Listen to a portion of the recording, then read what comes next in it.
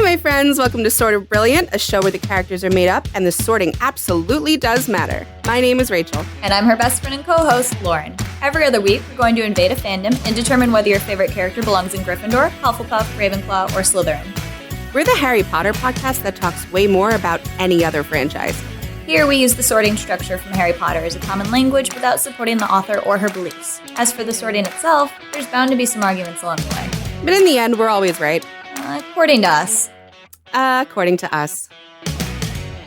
911, what's your emergency? Hello, my emergency is that I didn't watch this show all the way through, and now I'm expected to do character analysis through no one's fault but mine and Lauren's. We did this to ourselves. Hello, welcome back to another episode of Sob Pod. Hi, Lauren. Hi. I always hate when you call it Sob Pod on the show. Why? I'm just going to say. I don't know. It's like a thing to call it, like, to be really quick, but then people come on and they're like, I clicked on Sort of Brilliant. What the fuck is Sob Pod? Oh, I don't care. I'm going to keep calling it Sob Pod. Sob about it.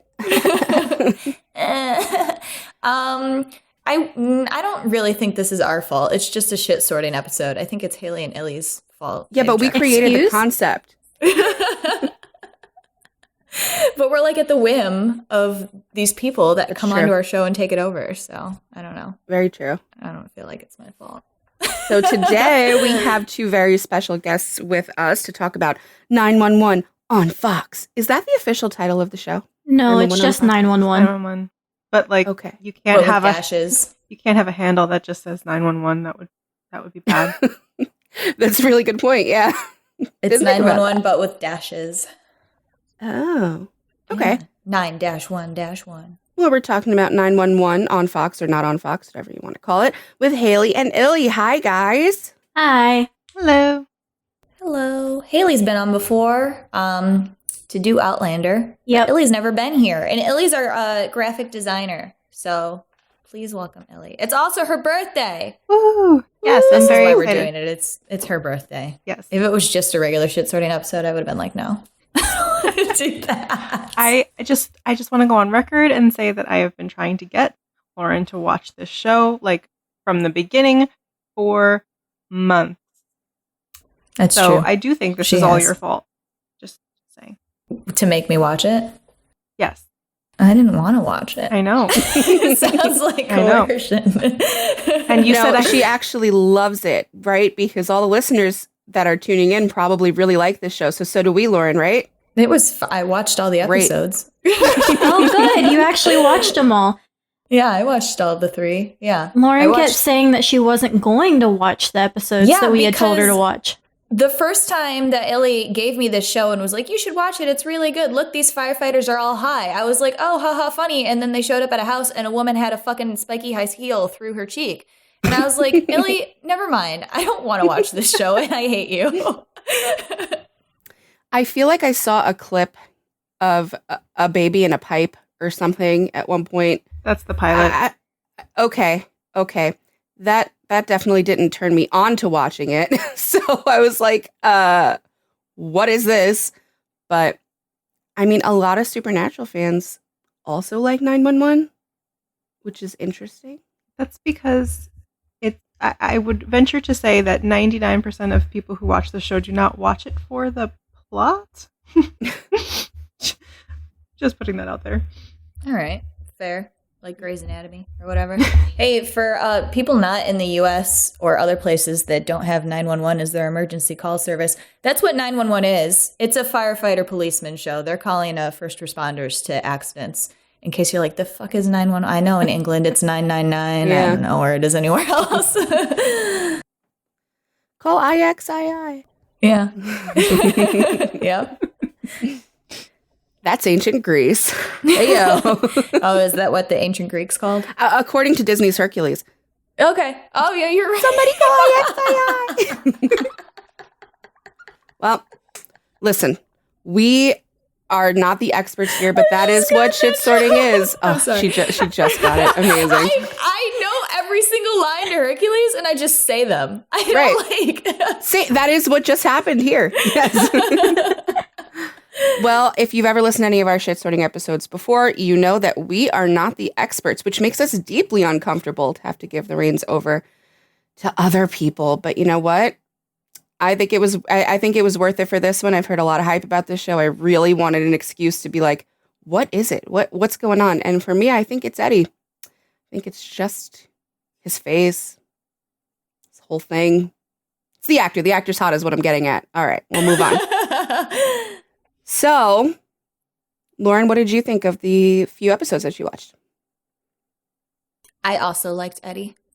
Okay, so we're big fans of Eddie on this show. Hailee, Illy, who are your favorite characters on 911? Chris. Yeah. And Carla. Chris is definitely up there. I don't know who Carla was. Carla is the helper that is like a home health service person. Yeah, that lady was the lady that was like, Eddie, bring your medal into class. Yes, Fucking that's asshole. Carla. Okay. She's incredible. No, she's low-key like the hero of the show. Aw. She does not get enough credit for all of the bullshit that this woman puts up with. I liked her in the 2 minutes that I saw her. I'm not gonna lie, I'm actually shocked that both of you guys prefer Eddie over Buck. Why? I don't know. I'm a Buck girl. Oh, okay. And I feel He's funny. Fair. There's something to him. There's something to him. Fair. Fun fact, his actor is actually British. And so you hear him talk in like the promos or other things, and he has an English accent, and it's really, really wild to hear him talk, and you're just like, whoa, where did this come from? I love when that happens. I love that. I don't know what I saw with Idris Elba when he had an American accent, and then one day I heard the British accent, and I was like, whoa, it was amazing. Instantly sexier. Yes. I mean, to be fair, I don't think that Oliver Stark needed any help to be sexier, but yeah, I mean, it doesn't hurt. Cool name. Right? What a cool name. Oliver Stark. Superhero name. Really is. That's probably not his real name. It's fine. Made it up. I hope when I get famous from this podcast that I can think of a really cool name like that. I will say, too, that I also fast forwarded because Illy and Hailee have threatened to make us do this again with other people. So I was really trying not to, because it's either all or nothing, right? Like I have to know nothing about the characters or I have to watch all of them, and I'm not watching all of them.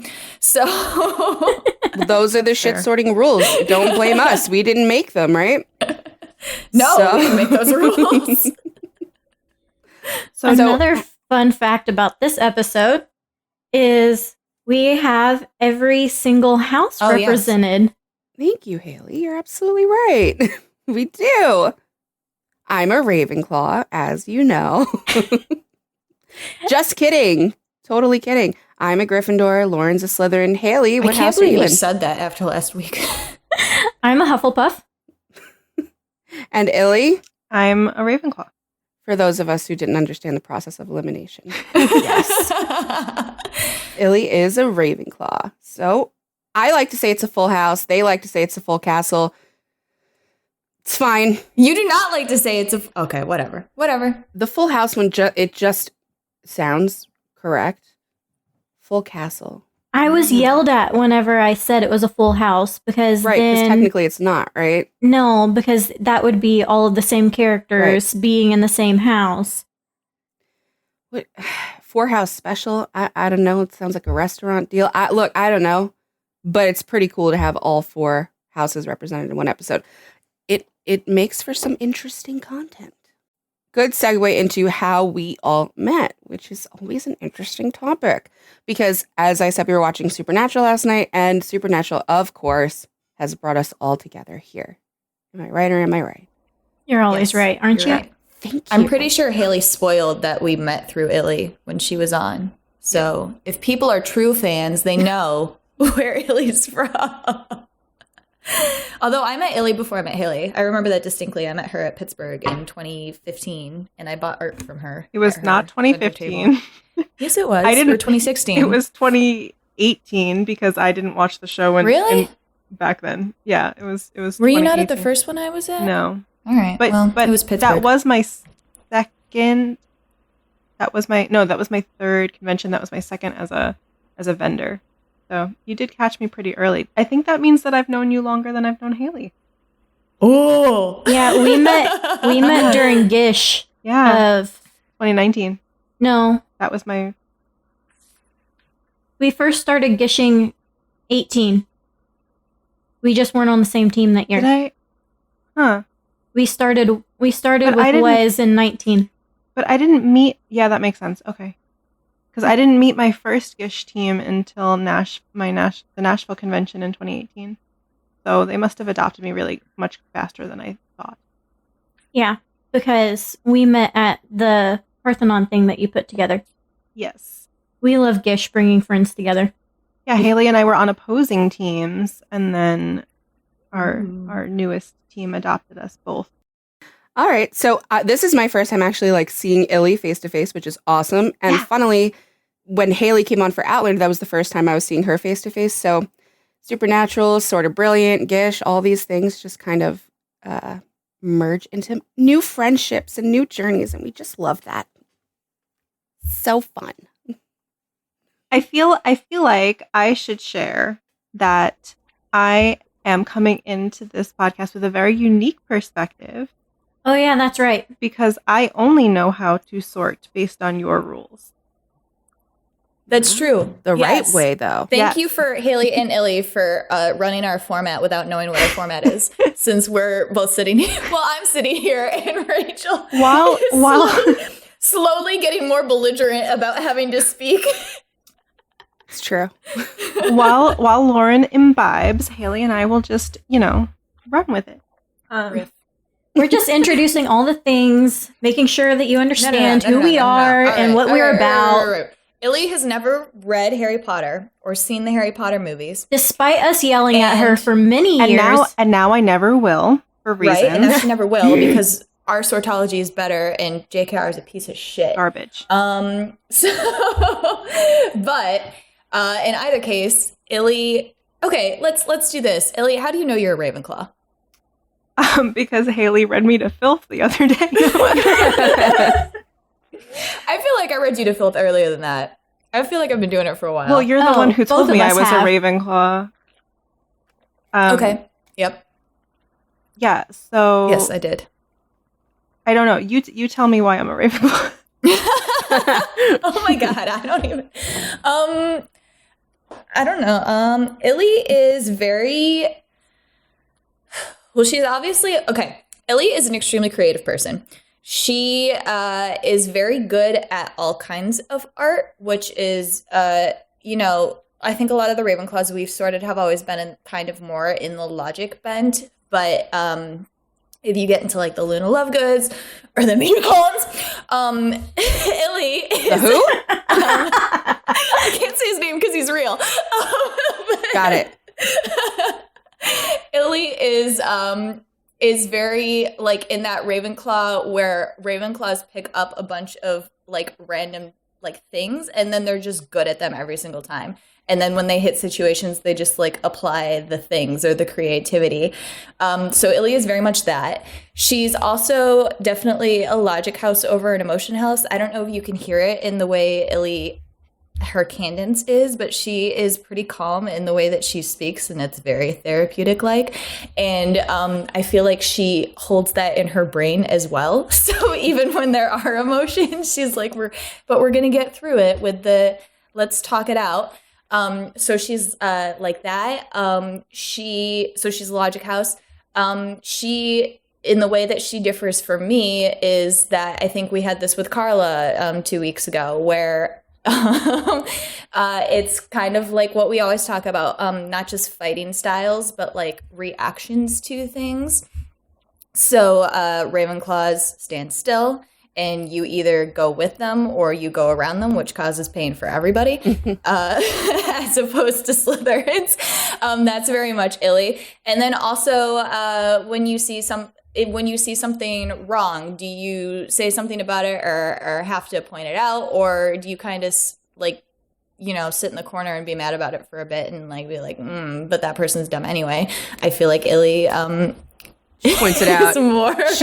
Illy points it out. She pointed it out already with like all the dates you guys got wrong. It was hilarious. I know. Yeah. I know. Yeah. So that's very Illy, and I don't know if I know her again. Like it's very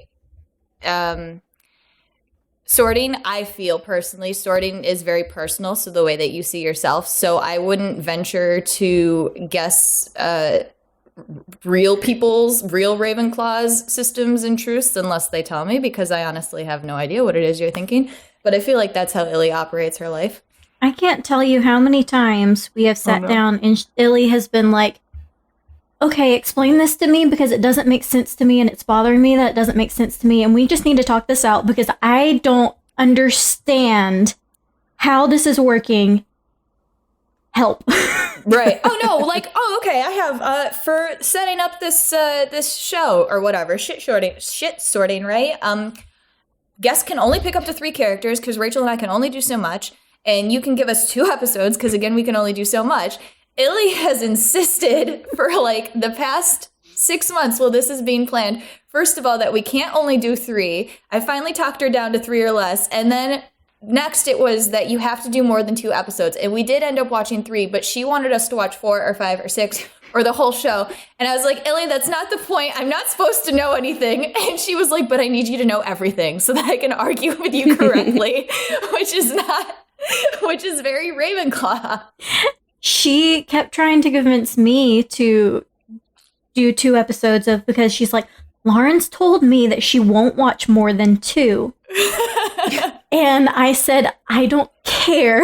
We are giving them these 3 and we will just see what happens. See, I had backup here. Hailee agreed. And I think, based on brief conversations from Rachel after she watched them, that she agreed that all 3 were necessary. So They were good choices. Hailee is a Hufflepuff. And I will say, when we did our Dash and Lily episode, which was the first episode where we were like, oh my god, a Hufflepuff Ravenclaw relationship, and not just romantic, but like that's really rare to find anywhere. You 2 and one other couple are the only 2 that we could think of knowing at all ever in real life. So, I actually have a lot of Ravenclaw friends. Yeah. Yeah. Wow. Or at least people who identify as the Ravenclaw. Whisperer. My little brother's a Ravenclaw too. Yeah, it's just I think we found really super interestingly that it's not even by house. Specific people, and then whatever house they are, usually collect a specific other house. And I think that's a personality thing. Like I collect mostly Gryffindors. I don't know what to do with all of them. But that's what I usually run into. And then some Hufflepuffs, and then not a lot of Ravenclaws. And then I think, Rachel, you collect Slytherins. Oh, yeah. Specifically Aries Slytherins. It's really weird. It's really weird. I collect Hufflepuffs and Ravenclaws. I don't have a lot of Gryffindors. Okay. I have like no Hufflepuffs, because Hailee, I think none. Hufflepuff and Gryffindor is such a like a strong dynamic. Like I feel like there are a lot more of those pairings represented in media and like regular everyday life. So I think it's a personality thing and like how you interact with houses, not just specifically your house. Yeah. International house cooperation. That's from the movie. That's from the Harry Potter movies, Illy. Sorry. I thought we were having pancakes. Oh, They sound good right now. Yeah, it does. It still feels like breakfast time over here. I was just gonna say, I ruined everyone's lives today. What? Because I made you all get up so early. I know. Yeah, making me get up at 11. Harsh. Yeah, lunchtime. No, I was just going to say, literally never refer to the books or quote them. And then the one episode where we have somebody who doesn't know what the hell's going on. And Rachel's like, that's a quote from the book, Illy. I mean, I was able to use context clues. I think I understood. It was the Ravenclaw. accent. That was so Ravenclaw. I loved it. Love it. I take issue with the fact that Lauren said before most of the Ravenclaws we've sorted were logic-based. That's hilarious. The Ravenclaws we've sorted have been messes. No. They had they haven't been, you know, like They have Luna Lovegood A-Logic. types. No, yes. They haven't been like the creative based. They have a view of logic based. It's their view. Yes. Rat bashing and anarchism. Anarchy? Is anarchism a word? No. It is now. So, 911. So what's the ship name? What's the ship name of these two? Buddy. I was telling Lauren, I was calling one of them Buddy and the other one Eddie. Like, I couldn't figure it out for a minute. Yeah. No, it's Buck, like, no, his Buck name's and Buddy. Eddie equals Buddy. I know that much. Buck I know and that Eddie. much.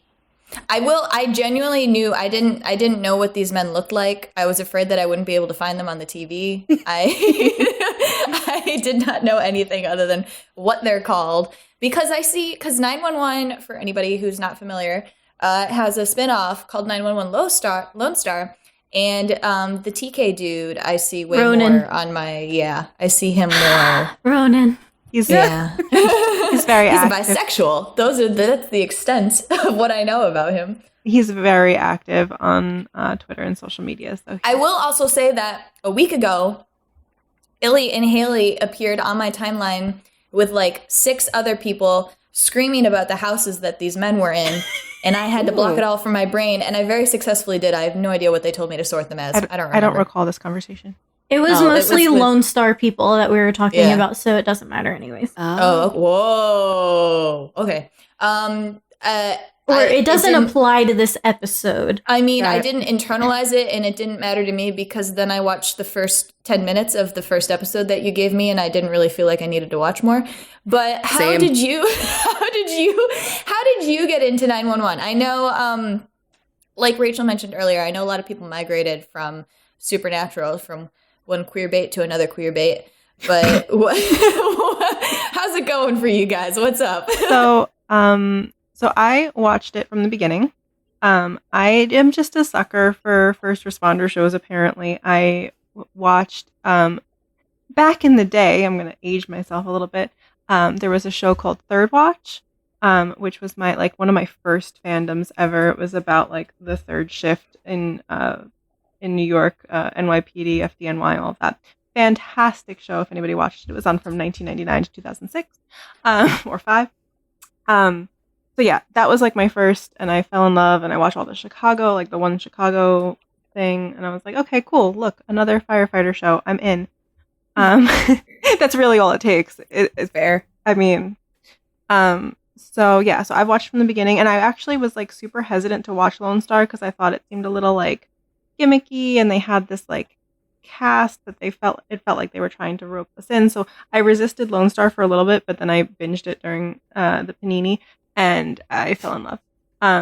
So yeah, I've watched it from the beginning, and then I have taken it upon myself to collect new fans and binge it with them and force people to fall in love with Buck like I am. It's nice watching things live with people. Yeah. It Yeah, really I is. love forcing people to watch things. I used to do that with Supernatural. Yeah. Now it's too long. People We're are like so 15 old, seasons. dude. We're so old. Yeah. So that's how I did it or got into it, is because Illy yelled at me until I did. Fair. But we live close enough together. We're less than an hour apart from each other. So when Supernatural was still airing, I would always go to her house to watch episodes because I have all the streaming services, but I don't have normal cable. And so I would go to her house to watch those. And since Supernatural has gone off, then we've just migrated those watch dates to That's cute. 911. Yeah. And so it just That's came back cute. on air again this past Oh yeah, week. I saw that. Oh cool. Or This this is very past timely week then. from when Really? we're currently recording. You're right. Yeah. This is very timely then. That's kind of cute. Rachel and I kind of did that when now we watch Nancy Drew instead of Supernatural. And when Jensen Ackles brings it back to us, we'll watch that. But The boys. I can't wait to put you through you're that talking hell. about The Boys. I meant like the prequel. Oh, you and meant Supernatural? Yeah. If Teen Wolf Whatever can get a comes movie, after so that. can we. Come on. So let's go. can we. Yeah, I mean, okay, so I've been, you've heard me in this episode, especially when I wasn't talking, being resistant to watching this show. And I don't really have a reason. I know the reason. I don't. Okay, well. No, Illy was just talking about liking first responder shows, and I was just realizing that I was never, maybe that's a big thing. Like, it was just never my thing. Like, even procedural cop shows, the only one that I ever, like, really watched was SVU, and I didn't, like, watch it, through. I just, like, SVU was on for, like, 15 hours on USA, and I was watching it straight through or whatever. Or, Me like with bones. Yeah, my mom loved ER, and I watched ER. Yeah, I watched ER with her because I think it ended when I was 15. So like from the time that I was like 8 to 15 years old, I watched ER with her, and maybe that's why I don't like gross things, because as a small child, I had eyes wide open at them like digging into people's stomachs, and now I'm like, no. But it's not from the 3 episodes I watched. I mean, I was engrossed in what is it, Eddie's Beginning or whatever it's called. Like I was engrossed in that. I was watching that, and like Bucks wasn't too bad either. Rachel by this time was pretty drunk already when I was watching Buck's episode, and was like, hurry up so I can see Deanie Weenie. And I was like, I'm watching this whole episode. Like, leave me alone. Like, I fast forwarded through the parts that weren't Buck and Eddie in the first episode that you gave us, but I watched the entirety of the other 2 because I was like, they're on screen the whole time. So I was interested. I feel like it's important do you usually tell people which episodes you watched?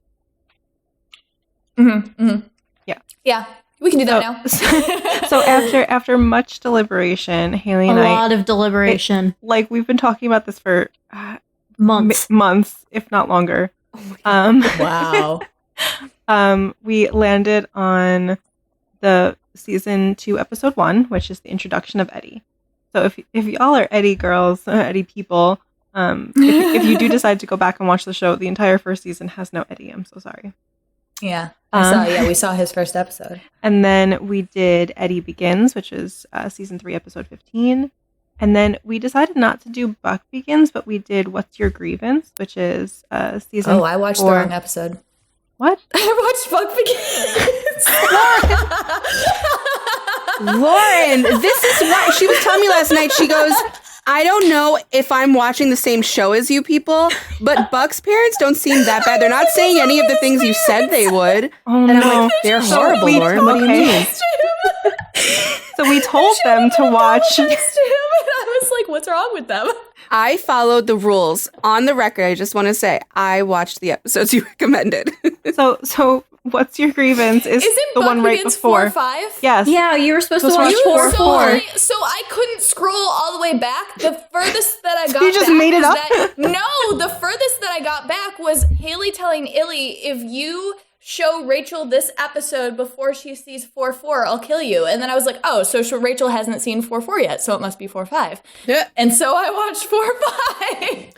That's fine. It'll bring a little bit of a different perspective. I mean, to be fair, 4 4 is the direct lead into 4 5, but you missed. Well, no, You now missed I'm pissed Love Me because I wanted Anyway. to know what happened in 4 5. I wanted to know. See, I'm going to have to watch the show. I am, because I want to know. This is the thing. I grew up watching soap operas, General Hospital, All My Children. This is why I'm a dramatic bitch. And then like Grey's Anatomy and shows like that. So anything like this that I can follow the storyline through the drama of these people's lives, like you have me by the neck. I want to know. I just want to know what's going to happen. So now you guys are going to have to tell me. 4 5 wasn't that dramatic. No, it wasn't. But there's an answer to the question, right? What was Yes. the question? I'll answer it right now. Who the What hell is it? this little boy in the picture? Buck had another brother, apparently. The kid, Yes. the kid died. So his parents had a son, and he died of cancer. And they made while the kid was dying, they were trying to find a match for a transplant, and they didn't have one, so they had Buck. They like literally had him My as a sister transplant. did. My sister My keeper. sister's keeper. Yeah. Yeah. So they literally had him in order to, and they unconsensually took his parts and put them in the kid, and then the kid relapsed and I'm died. so confident in my house choice for Buck. You have no idea. I'm so confident. I thought that was the biggest tell. Damn it. We watched different episodes. Lauren, okay, we have to when we get into it, I'm going to tell you what one of the biggest tells was for me. But I really want to get into it because me and Lauren have been talking about this. Like, what are they possibly going to say? Where would they have sorted them? No, So- but I want to say too, like Illy mentioned that they've been talking about what episodes to give us for a while. This is another Illy Ravenclaw thing. I don't care that you don't know her. She did like reconnaissance on me. Like her and Hailee were having a road trip and they were listening to our episodes and Illy was texting me like, so how do you sort people into Gryffindor? Like what do you do? So she was like trying to figure out how I sort so she could figure out. Well, I mean, gotta do a research. I need to know how you sort in order to give, a valuable argument and contribute to this conversation. You're reminding me so much of Carla. Carla, 2 weeks ago. I think the same thing. No, I know. Yeah, Carla 2 weeks ago was explaining, and she had gone back and listened to old episodes, and specifically ones that she thought we did Schitt's Creek with them. So she was going back on episodes that she thought the Schitt's Creek's characters were in, and there were a couple of Ravenclaws. So she was going back and listening to all of our Ravenclaw episodes. And at one point, I had to be like, Carla, wait, are you sorting based on what you think, or are you literally using what I think? What you think I'll say in order to sort? And she was like, no, I'm doing me. And I was like, you are, but I also think you're listening to what I've said, or what me and Rachel have said. Wait, but that's the oh whole no, it's point. fine. I'm not here. I know you don't know Ravenclaws, so I completely take you out of the picture whenever. I do. I know them. She's love married them. to one. Yeah, she is, but she who can't is see. in the category of this No, like it's Hufflepuffs, calm, you can't see. explaining things the way they are. It's like the three of them, Illy, Carla, and my husband George, in a room. I can just imagine just like kind of sitting there quietly, enjoying the silence. Just like, you guys are a different breed. It's great. I very much need to know the why behind the what to everything. My parents, when I was like 3 years old, were sick of me like asking questions. Well, I couldn't have been 3 because I couldn't read, but they got me the big the big book of why, and they just wouldn't answer my questions anymore. They just told me to look at the book. My little such a baby brother, we had to give him Look a it up in question the quota. reference book, Illy. A question quota? We had to give him a question quota when he was growing up because Is your little brother a Ravenclaw? yes, Oh my god. and he would drive us crazy because he just kept asking questions, and we had to give him a question quota because we would just be like, "No, it's time. Your time is up. Question quota is up That's because so we cute. can't answer any more questions. You have to wait another 6 hours before you can ask." Oh, that sounds like really mean and torture. Like I No, would this cry. was like- I would cry. If I This was couldn't like ask on questions. road trips where we were stuck in a car for hours and hours, and it was just like constant chatterbox question, and it got to be a question overload and be like, you can talk. You're allowed to talk. You just can't ask us why 17 more times. I don't know if it's a cis male dude thing or a Ravenclaw thing, so I'm just gonna ask. When I ask my husband things, so like gossipy shit, right? The neighbor's business that he hears about that I don't hear about because I don't talk to them. I'll be like, so what happened? Why did they break up? What's going on? He's like, these are the facts. They broke up because of this reason. I'm like, but what did she say? And then what did he say? And he's like, I didn't need all that information. I'm giving you the facts as is. Yeah. Is that a rate? You feel like you do that too, Illy? I'm definitely, especially like oddly when it comes to like visual things, like I don't pay attention to like extraneous information. Okay. Yeah. That drives me nuts. I don't understand. Okay.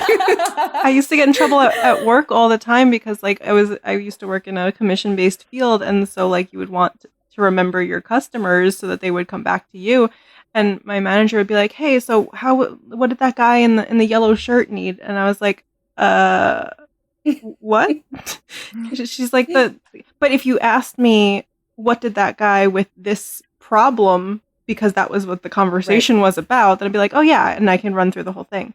But I don't know what color hair he had. I would be a really bad witness to a crime. Crazy. I take in all information. I Whatever can't. I can don't. use. I don't have. I need it. I do too. I can't function that way.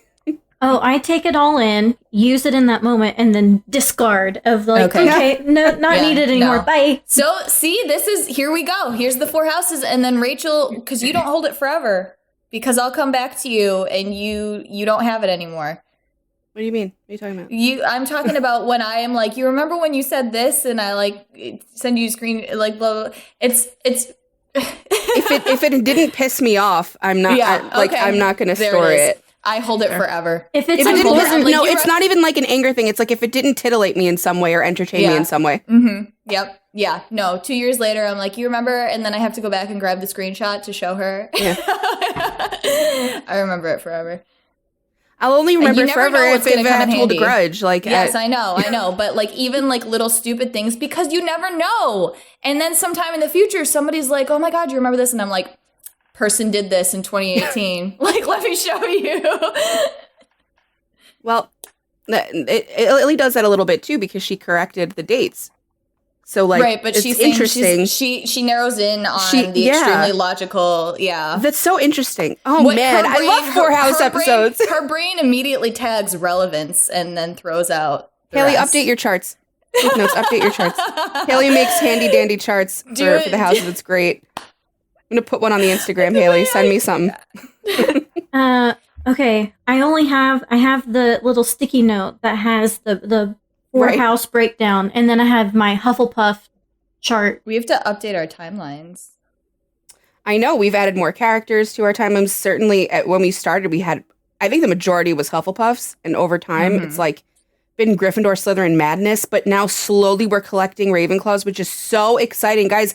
We had like a straight year of maybe one Ravenclaw, 2 Ravenclaws. It was so sad. When Hailee and I were listening to the podcast for me to do my research, I was having trouble self-identifying because you didn't have any Ravenclaws really. I think the only one that I listened to was Dash and Lily, because I watched Dash and Lily, so I understood. So yeah, I need to go back and listen to more Ravenclaws now. Let's see, Lily is like a very different Hufflepuff than I am. She asked me about Ravenclaws in the MCU. And actually, I found more since the one that I told you. Yeah. Oh, I can't wait. I love it. I love it.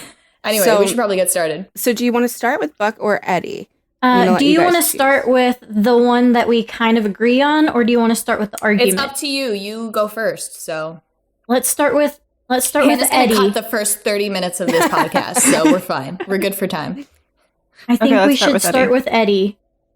Because we're going to argue about Buck. We are going to argue. Okay. Oh, so excited. Okay.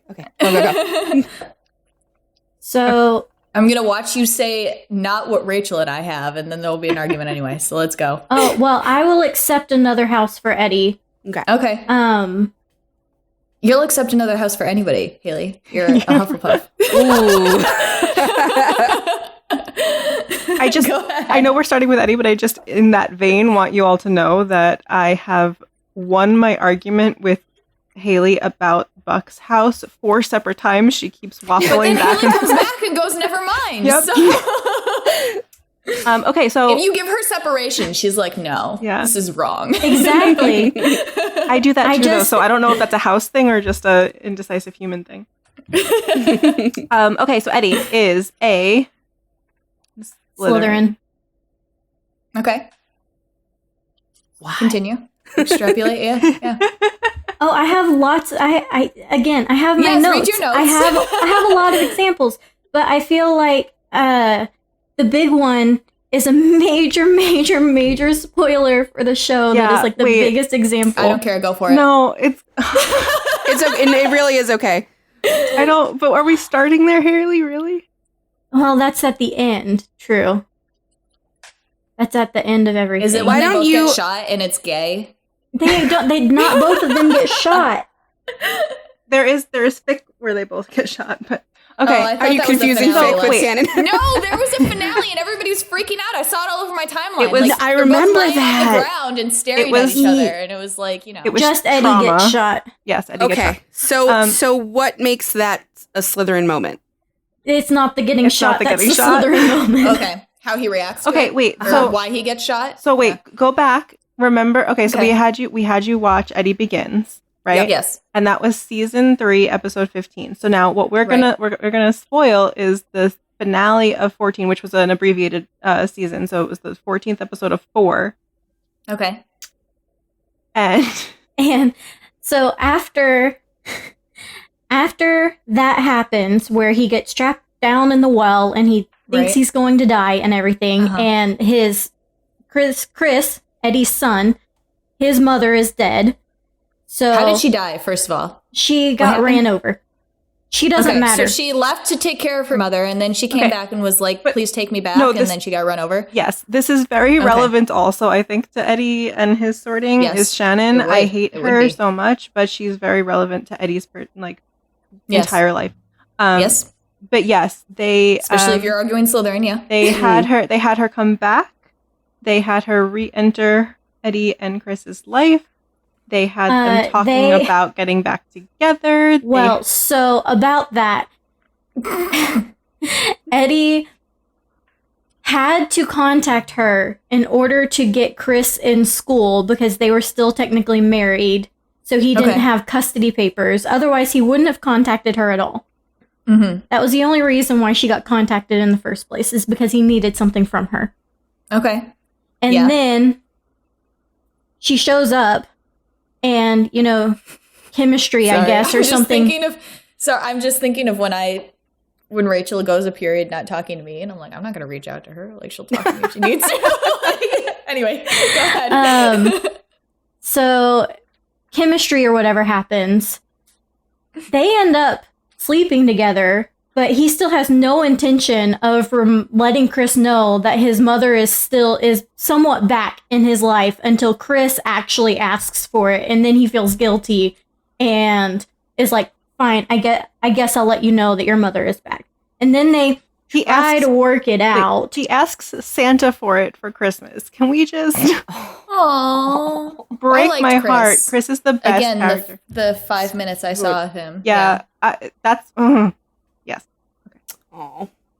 So that's the only reason why Shannon gets re-brought into Chris's life, is because Chris asked for it. Otherwise, Eddie was perfectly fine just screwing around with her, but not actually being like, oh yeah, hey, let's try and rebuild our life together.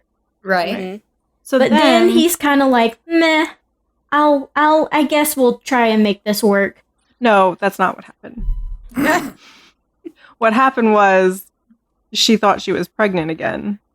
Okay. And he was going to make it work for that. For the new baby. Yeah, okay. Okay. Which again is telling.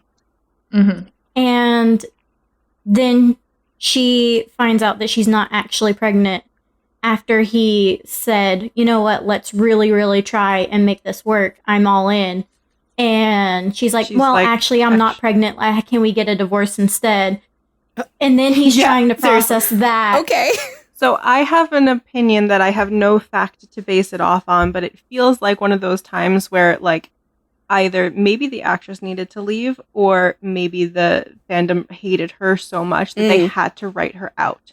And so they just abruptly killed her off. They just run her over. Yeah. Run her over. Amazing. She dies. Like a die in his arms in the back of an ambulance situation. Okay.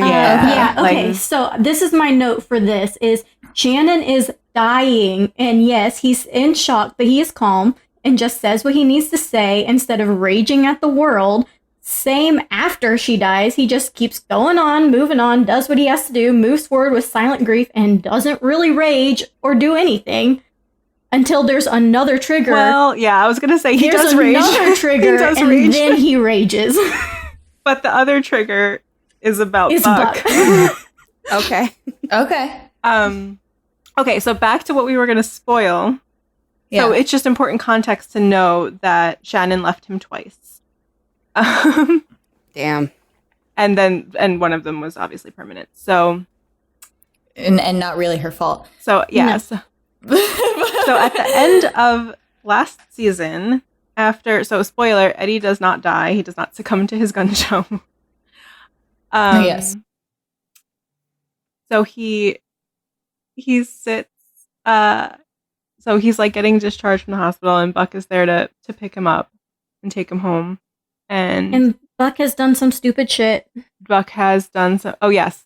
Yes, I feel like that borders into Buck's personality, but yes. So while Eddie was like... Buck has done stupid shit. Unconscious in the hospital, Buck has made some poor self-sacrificing... Like demon deal some type self-sacrificial, I have no value for my own life shit.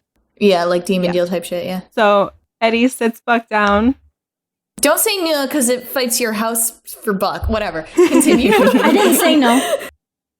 So Eddie sits Buck down and he says, "Hey, by the way, I'm leaving out the details because I want you to get the full experience." I'm so interested. No, keep going. The full experience. I cannot tell you how it was to watch it in real life. I'm building this up, guys. I'm building this up. No. The fin. Oh, that's right. They both become like adoptive parents or whatever, right? I knew about that. So anyway, he sits Buck down and he's like, "You're not expendable. And also, I put it in my will that you are Chris's guardian if I die." And he's like, "What?"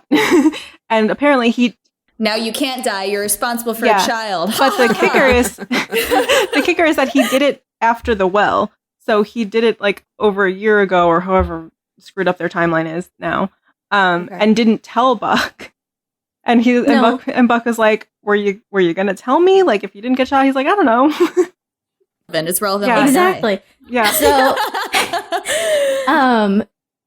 rewatching it back after knowing this information of, oh yeah, so Eddie knows that Buck is going to take over being Chris's guardian if he dies, then Eddie just will randomly slide in these like snide comments to Buck when Buck does his reckless stupidness. About Christopher. And so like there's one part where it's in the next episode after the well, which I think Rachel accidentally watched part of it because Hulu was an asshole. The first like 3 minutes. Yeah. So at one point Buck is like, "No, I think we have to go in and like do a rope rescue into this burning building." And Eddie's just like, "You want to do a rope rescue? Of course you do." Just throwing random comments in just like that. But see, Lauren watched Buck Begins and Lauren knows why Buck makes these choices. And Rachel doesn't. Wait, we're talking about Eddie. We're not talking about Buck yet. All right. Okay. These are good arguments. Continue. So from my understanding, I don't do things linearly like Hailee is doing by episode. But from the reason why I settled in on Slytherin based on how y'all sort, because that concept is foreign to me. Yes. It's the my circle or get out kind of thing. And so like his parents you would think are in his circle, but once they, like in general, like a human's parents you would think are in their circle. But once we learn more about his parent, like Eddie's parents, we know that they're out. We know that Shannon, even though he tried to bring her back in, is out. And so the people that he does still have in his circle, he's like, mine. And that's Buck and that's Chris. Pretty much. I mean, I think Carla's in there too. But I think if pressed, the rest of the 118 would be like, oh, for sure, secondary circle. Mm-hmm. But my very first note under Eddie is Chris is his person. Mm-hmm. That's what I have. And then my second note is very closed off except for his inner circle and takes a lot to open up. Yeah. But like you see it, the way that like the circle can expand and contract and change, you see it in Eddie Begins with him and his, I don't know the right word, platoon, and how he won't leave one of them behind, his unit. Yeah, he won't leave anyone behind even after they've died because they are one unit and they are his family.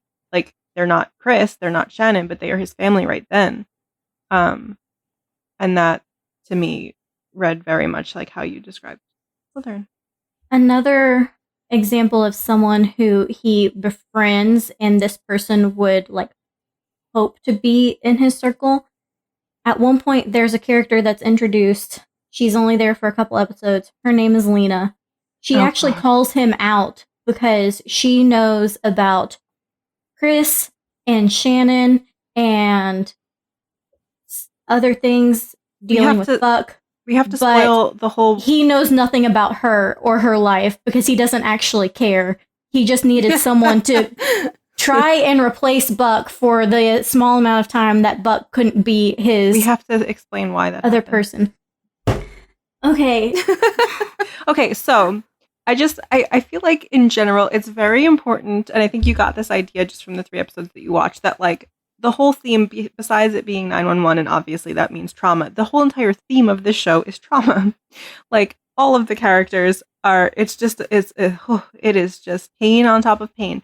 And so they easily demonstrated that at the end of season 2 going into season 3 when, okay, so Shannon dies in the 17th episode, which is the penultimate episode of season 2. And then the finale of season 2, there is a vengeful human being out to hurt Bobby, their captain. And so he plants a bomb in the fire truck. And Bobby's actually been suspended. I'm not going to tell you why. We'll do that when we do Bobby's episode. But so Bobby's not there. And they're responding to a call, and the truck explodes, and Buck gets trapped under the truck, like his leg is pinned under the truck, and so his leg is like broken in multiple places. Whatever, he needs lots of surgeries and physical therapy and all that. So he's out, and then Right after that, he finally gets better, gets fixed up. He passes his test again so he can come back to the team. And then all of a sudden he's at his welcome back party and ends up throwing up blood because he has a... Oh my God. then he has a blood clot that goes to his lungs. And so now he has to be put on blood thinners, and then he is not allowed to work because he's on blood thinners, and that's a liability. And so then he gets mad and he sues the department. Long story short, there's a lawsuit. Skipped over the entire... You skipped over the entire tsunami. No, we are not dealing with the tsunami right now. Okay, but that's relevant to... No, it's not. Okay, fine. You're going to just spoil everything. We just needed to get to the nitty-gritty. It was like, I need to tell you every plot point of the show. We needed to get to the nitty-gritty to explain the lawsuit. Okay, I didn't know why you were going back to the fire truck to begin with in the first place. Because that's... I'm ready to, count out my points. Like, 1, 2, 3, 4. Like, you guys. But the fire truck is super relevant to why he's having a lawsuit. You're right, the tsunami is not, but the fire truck is. Continue. So, there's a lawsuit, and Buck sues the department, and so he's not allowed to talk to any of his people. Uh-huh. And so, Buck and Eddie are not allowed to talk, and at that point, Eddie goes off the deep end and starts doing underground fight club fighting. Awesome. And that was the final trigger. Lena's fault. It's all Lena's fault. I hate Lena. So she's the one who introduces him as hey, this might be an outlet for all of the stress that you're under, because you seem to not be able to handle it, apparently. And so... But instead of it being that outlet, or it is that outlet temporarily, it turns into vaguely an addiction for him. Like, he starts betting, he starts making money doing it. Okay, Sam Winchester.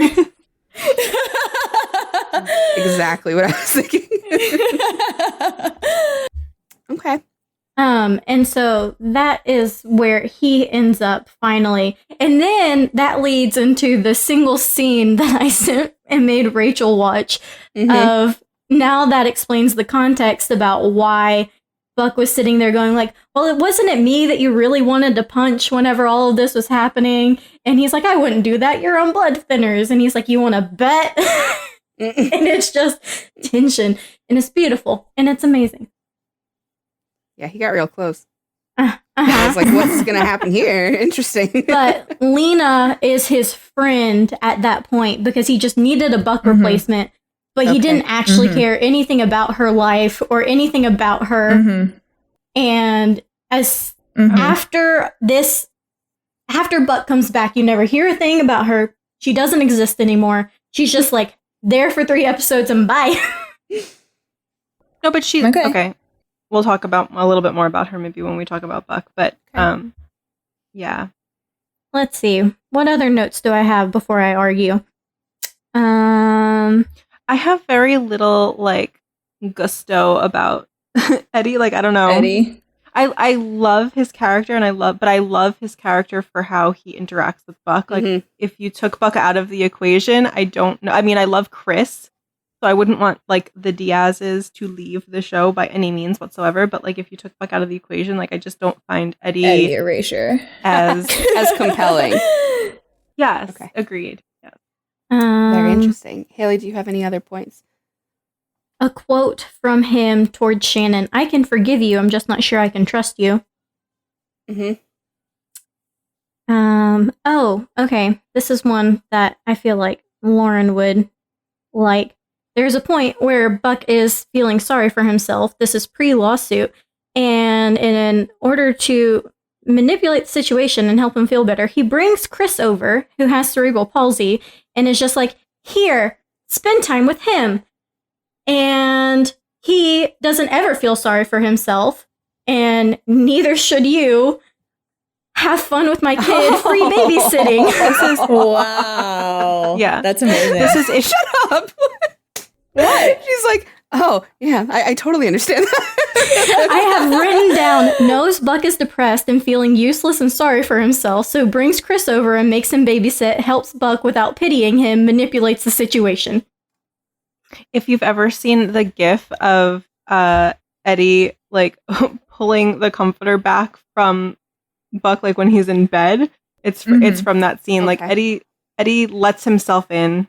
I suppose he has a key to Buck's apartment, Right. and just like wakes him up, and he's like, "Nope, you're not doing this self-wallow thing anymore." Okay. It's adorable. Love it. Oh, here is another quote from Eddie.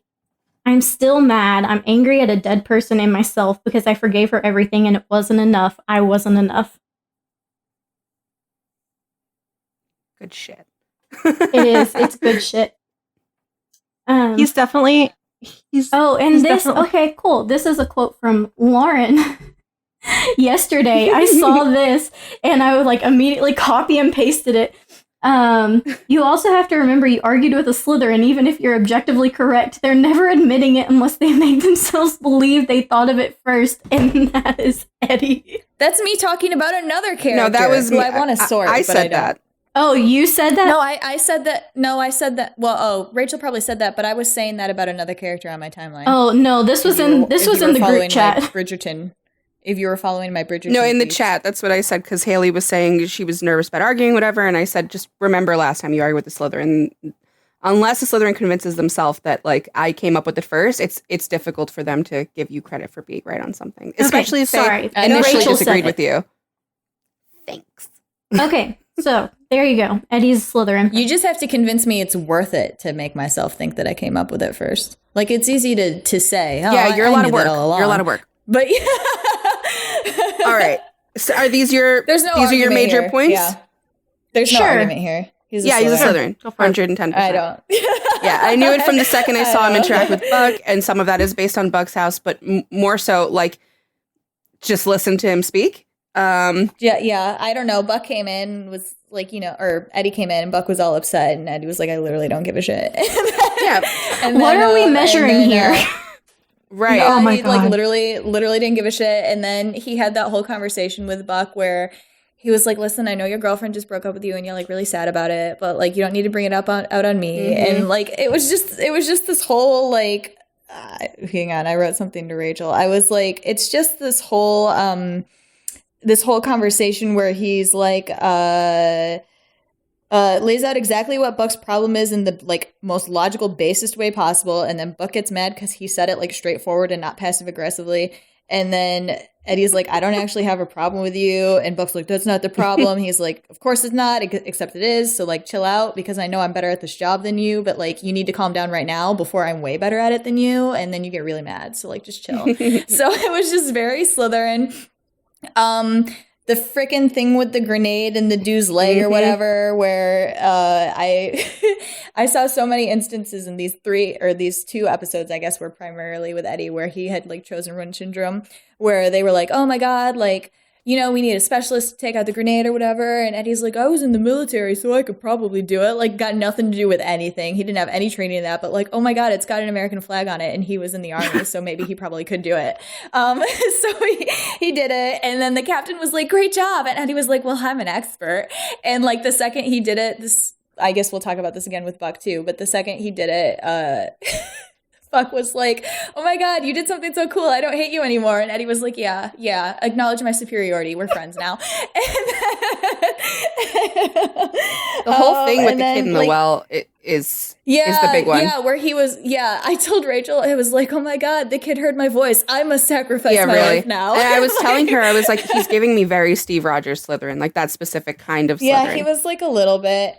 And we were talking about, like, I agree that Christopher is his person, but we were talking about in the Eddie Begins episode, like, his whole thing with I need to provide for the family, and like I just felt very like Slytherin stubbornness there, because I could see where his wife was coming from. Like, you could do something different, but he's like, this is what I did and this is what we agreed on, and like, why are you changing the plan now? Like, there's a very clear way forward, and I don't understand why you're getting mad about it. Like, just deal with it until it's done, because this is the road that we're on and it's what's happening. Like, there's nothing, like, literally nothing is stopping me but your emotional reaction to it, and that's annoying because I can't do anything about it, but you can, and you can just stop being that emotional about it, and everything will be fine when I get back from tour and we're all done.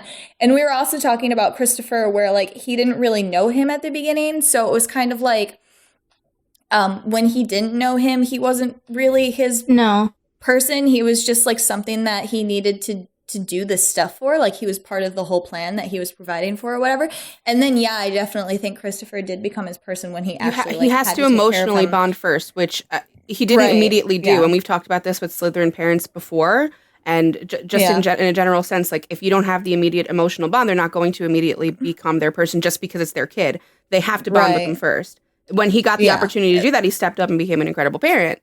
Yeah. And then there were like those flashbacks where, I don't know, Buck said something like, Buck was like, I love kids, and Eddie was like, I love this kid. Like, he was like, this one. And then like 2 seconds later in the same flashback, he was like, Christopher, you're special because you're mine. I was like, it's because you made this one. Like, this is the only kid that's cool. And then I was dying when his parents came to be like, oh, we need to take Christopher away because you're not giving him enough support or whatever. And he went out on the porch and sat next to Christopher and was like, did you miss me when I was gone? Are you fucking kidding me? This man has everybody going, this kid hates you. And he goes out there to this, like, I don't know, 8 or 9 year old kid and is like, so did you actually miss me? Like, nothing about, like, I missed you and, like, this is the situation. Just like, wait, do you hate me? Like, I need you to tell me right now. Spell it out for me specifically. Leave I need to know directly. Yes or no? So I found this. This is a quote from Shannon from the Begins episode. You're the one who says you didn't have a choice, but you keep making these choices for the rest of us. Mm-hmm. Oh, yeah. No, I already explained my entire viewpoint as a Slytherin on that. Like, I assume that at the very beginning when he enlisted, it was either a choice between the two of them, or he was enlisted when he met her and she came into the relationship knowing that he was enlisted. Okay, no, so it's a choice that they made between them. No, nothing. She said, I'm pregnant, and he enlisted in the army. Oh, okay. That still tracks for Slytherin. Yeah. Yeah, 100%. This makes the most sense. Okay, you're emotional. You're too emotional. This is how I make money. And I'm going to figure out the correct way to do this. This is what I can do. This is what makes sense. And it's like, I'm not going to die, but if I do die, here are all these army benefits. Like, you'll be fine. It's great. You know? He was very Slytherin. Very. This is so funny. I don't think I realized that the Slytherin was like this detached emotionally, and I think that makes a lot of sense for a lot of things I've seen in the show. Rachel's that you haven't. Like nodding eagerly, yes. I don't know if I'd call it like detached emotionally. It's just that That's exactly I view what you emotions. No, oh my God, maybe it is detached. I view emotions as something that you can control. So right, which they're not, Lauren. Okay. So you've detached from your emotions. Thank you. Got it. No, it's just like curate your response to this. What's happening? Curate your response to this stimulus. This is what is happening. So you need to figure out a way to deal with it emotionally. Like, you can't keep throwing this shit at me. Yeah. I'm doing what I'm doing. Well, You don't need to lose everything before you think you can feel anything is something that Bobby says directly to Eddie. Yes. But it also is reminding me of the finale scene that we were talking about with the will, because Buck's immediate response is like, wait, Chris has other family, like you have aunts and uncles and grandparents, like aren't they gonna fight for him? And Eddie's like, I don't know, maybe, probably. Like he literally says maybe, probably. The way, what was it before that you were saying about how he throws it in Buck's face, like all these little things, like enough with the pity party, whatever. And he has the responsibility of Christopher on him now, that, as I've just learned. It's very Slytherin, because that's how Slytherins deal with things when you're down or like you're being whiny and you're being emotional. They're just like, do you want a cookie for doing what you're supposed to do? You did what you were supposed to do. That's it. You completed your responsibility. So like, deal with it. That's it. So she just described the grocery store scene. Oh, nice. Okay. So when the lawsuit is happening, which by the way, I have watched this show with multiple people. Like I binged this entire series usually when I get somebody to watch it. So I've seen this whole thing through like maybe 8 times. Wow. And so there's the lawsuit episodes. There's like 3 or 4 of them when this lawsuit is happening in season 3 that I refuse to watch because it makes me so like viscerally uncomfortable. I hate it. I hate it. So anyway, all that's happening, and while he's not able to talk to Eddie, he's also not able to talk to Christopher by extension. And so they like bump into each other, not by chance, but they bump into each other at the grocery store, and like they have a fight, like a lover's spat. No, they have a fight, and Eddie's pretty much like not allowing Buck's reasoning to make any sense to him. Like he's not like you're exhausting. Yeah, he tells him he's exhausting. Yeah, because he's not like, God, this isn't mine to take on. Like, chill. Yeah, go away. He's like, did you ever think about like how Chris needs you? Like, did you think about this? So he's like making everything about himself and his kid. Yeah, Slytherin. Okay, so no argument, Hailee. Oh, I didn't. That wasn't the one that we were going to argue about. Let's get it. Tell me. It might have been. You don't know. What I'm so excited about to hear. Who do you want to know? Do you want to know what Hailee thinks first or what I think first? It's up to you guys. I don't know. Well, I don't know. I mean, it sounds like Illy has convinced Hailee, so maybe Hailee should start. Hailee, do you want to counter, or do you want Illy to come back at your points? Oh, no, I want to counter. I feel like Illy first. So Illy has to go first. Okay, so I think that Buck is Gryffindor. Like, I don't strongly. I am like 60-40. I can see where Hailee's coming from, but I think like fundamental, and Lauren might have different information since she's seen Buck begin, but fundamental like motivation. It's Gryffindor from how you guys describe it for me. Okay. Hailee? He's a Hufflepuff. Okay. Why? Why? Okay, it all comes down to the why of how he acts like a dumbass. So he acts like a dumbass. I'm not discounting that, which is very something Gryffindors do, okay? But he does it not out of a sense of rightness. He does it out of a sense of, I just want people to love me. I just want to find my people, and I just want them to love me. That's the reason why. Is because all he wants is to find his community and find his people.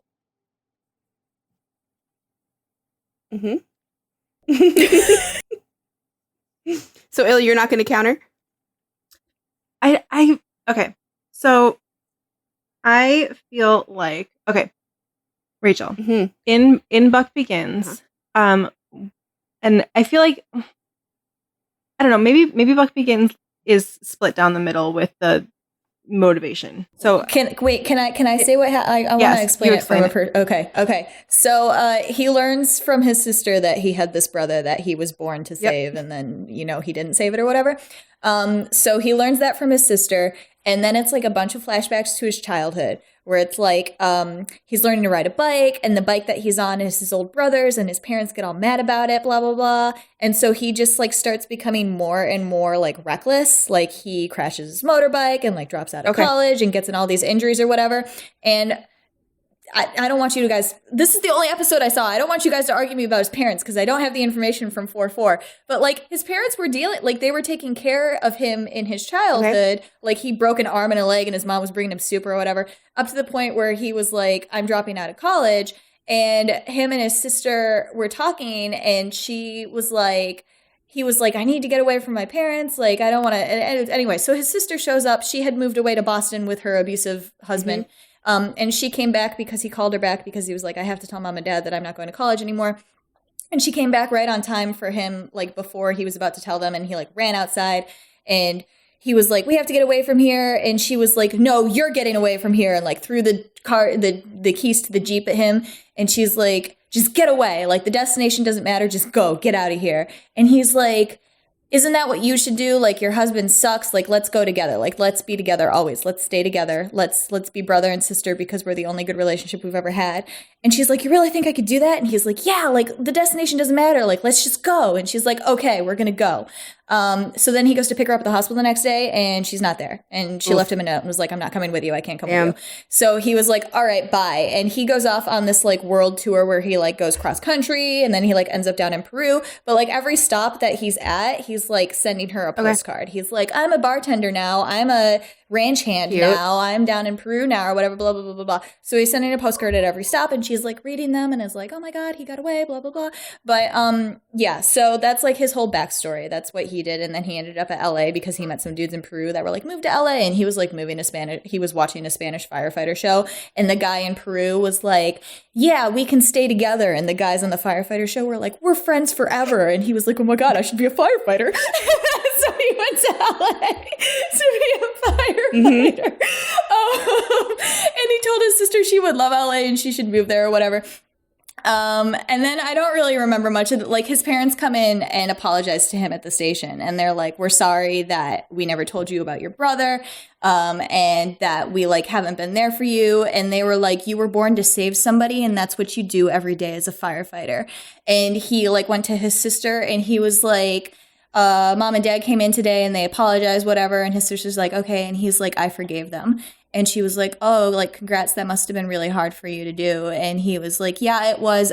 He said something like, I don't necessarily like them. Okay. He was like, I don't really necessarily like them, but I forgive them. Whatever. And she was like, it's hard to feel betrayed by someone you didn't think you could count on anyways. And easy to take it out on someone you know will always forgive you. So the whole episode was like he was mad at his sister for not coming with him because she abandoned him. So like Hailee, he was like, I could never count on my parents. If you say he's just like Dean fucking Winchester, really then I'm going to yell. You because I've loved you forever, and you were supposed to be there for me, and you didn't come with me. I'm not going to say he's Dean Winchester. He's not Dean Winchester, okay? I'm not going to say that. But that you read that quote to me with your full chest and then didn't put him in Gryffindor is astonishing to me. I can't believe it.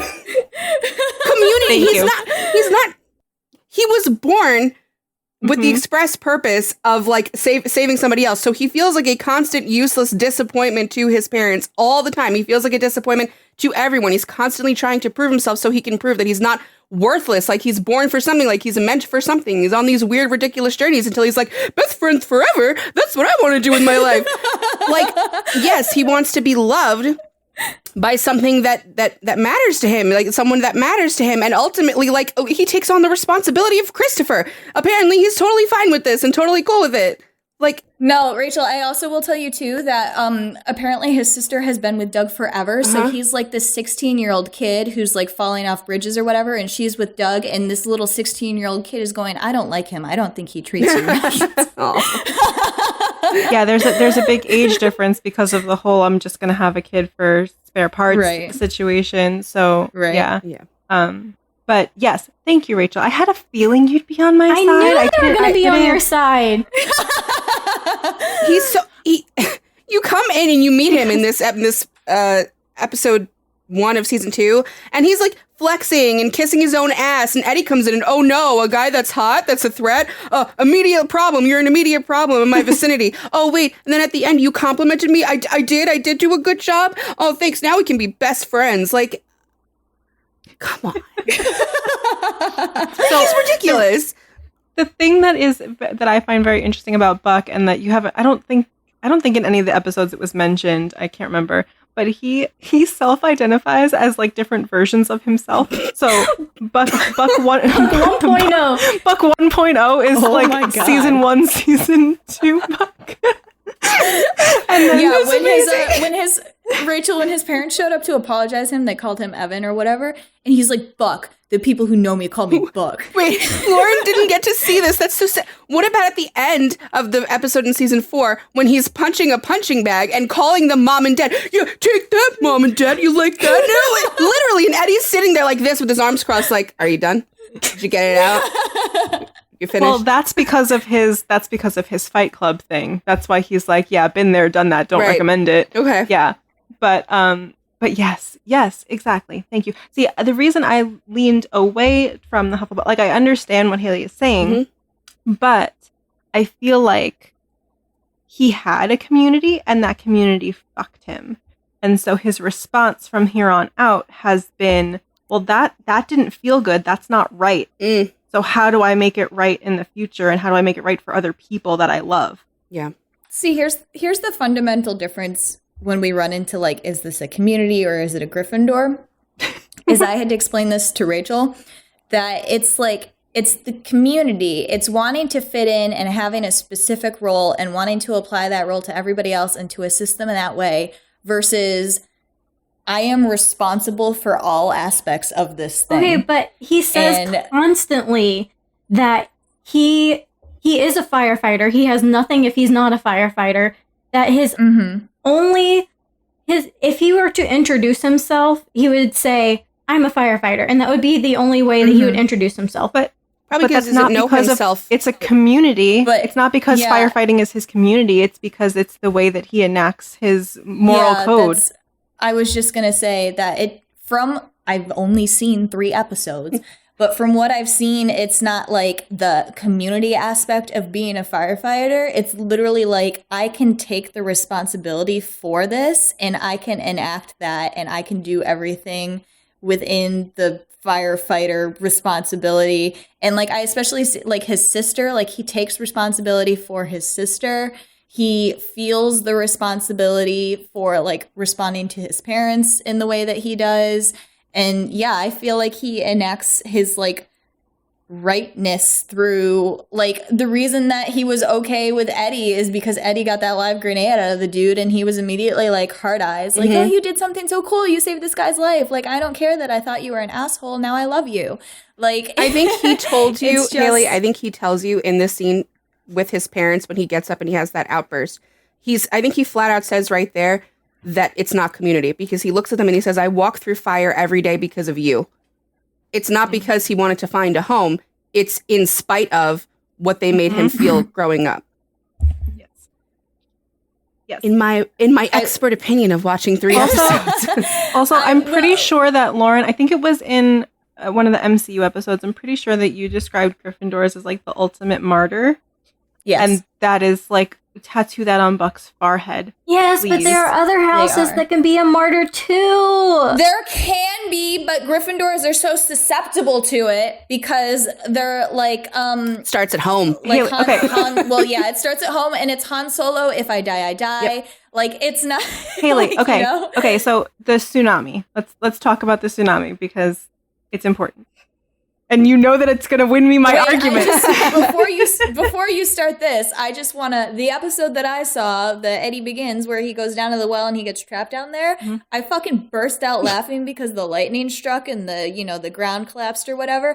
And Buck, like, dived to the ground and started digging in with his bare hands. Yeah, he was like, Eddie. And I texted Rachel. I was like, I can see this shit. Like, I've only seen 3 episodes, so I don't, like, ship it. I can see it. But I texted Rachel and I was like, at this point, I was like, I'm not sure I really see this ship yet this is just a Gryffindor who was the one holding the rope, and then Eddie didn't come back up on the rope, and he was like, oh my God, it's my fault. Why didn't I stop the lightning with my mind? And he started like digging at the ground. Like, you know. Well, one of my favorite lines from that is when he's like, well, I'm going to go back in after he cut the line. And Hen is like, what? So we could have 2 cut lines? Because they know him so well. Okay. Yeah. Okay, so the tsunami. We're just going to spoil everything. So when we were talking about how Eddie like said, go hang out with my kid, like he never feels sorry for himself. You need that energy in your life right now. Stop wallowing and you just get up and do something. So he leaves Chris with Buck, and they have like Buck and Chris time, and it's adorable, and they have a play date, and it's so cute, and they go get like pancakes, and they're texting Eddie like pictures, selfies. I want pancakes. This is so cute. Now. And so they end up at the Santa Monica Pier playing games, and he wins him a giant teddy bear. And so then there's this tsunami, and now this is while Buck is out of work, recovering from having his leg crushed and having multiple blood clots. Okay. And so he's at the pier with Chris, and the tsunami is coming, and he picks Chris up and starts running. Obviously they are caught in the tsunami because you can't outrun a tsunami. Right. But then, okay, so blah, blah, blah. I don't want to spoil everything, but there is a point where they get separated. They get separated. Ooh. So they have each other at first, and they're together, and there was another fire unit there. It was actually Lena's unit. That's how we meet Lena. But anyway, so they're like on top of a fire truck, and like a second wave comes, and they get separated. Okay. And Buck spends the remaining 2 episodes? No, 1.5 episodes. Oh yeah. It's the entire hour. So remember I said I wanted you to watch season 3, episode 3?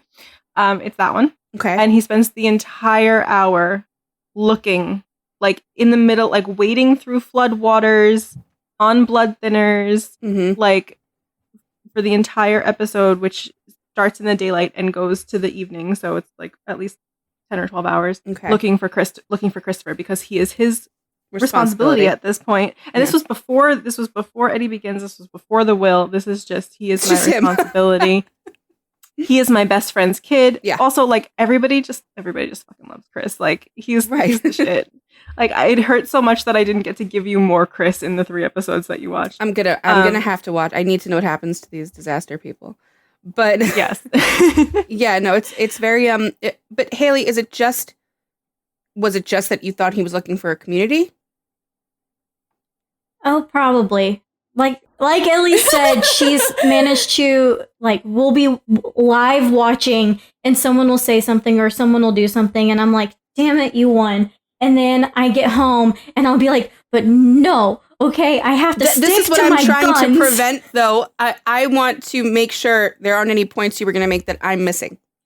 Oh, probably, but I could read through my entire page of notes.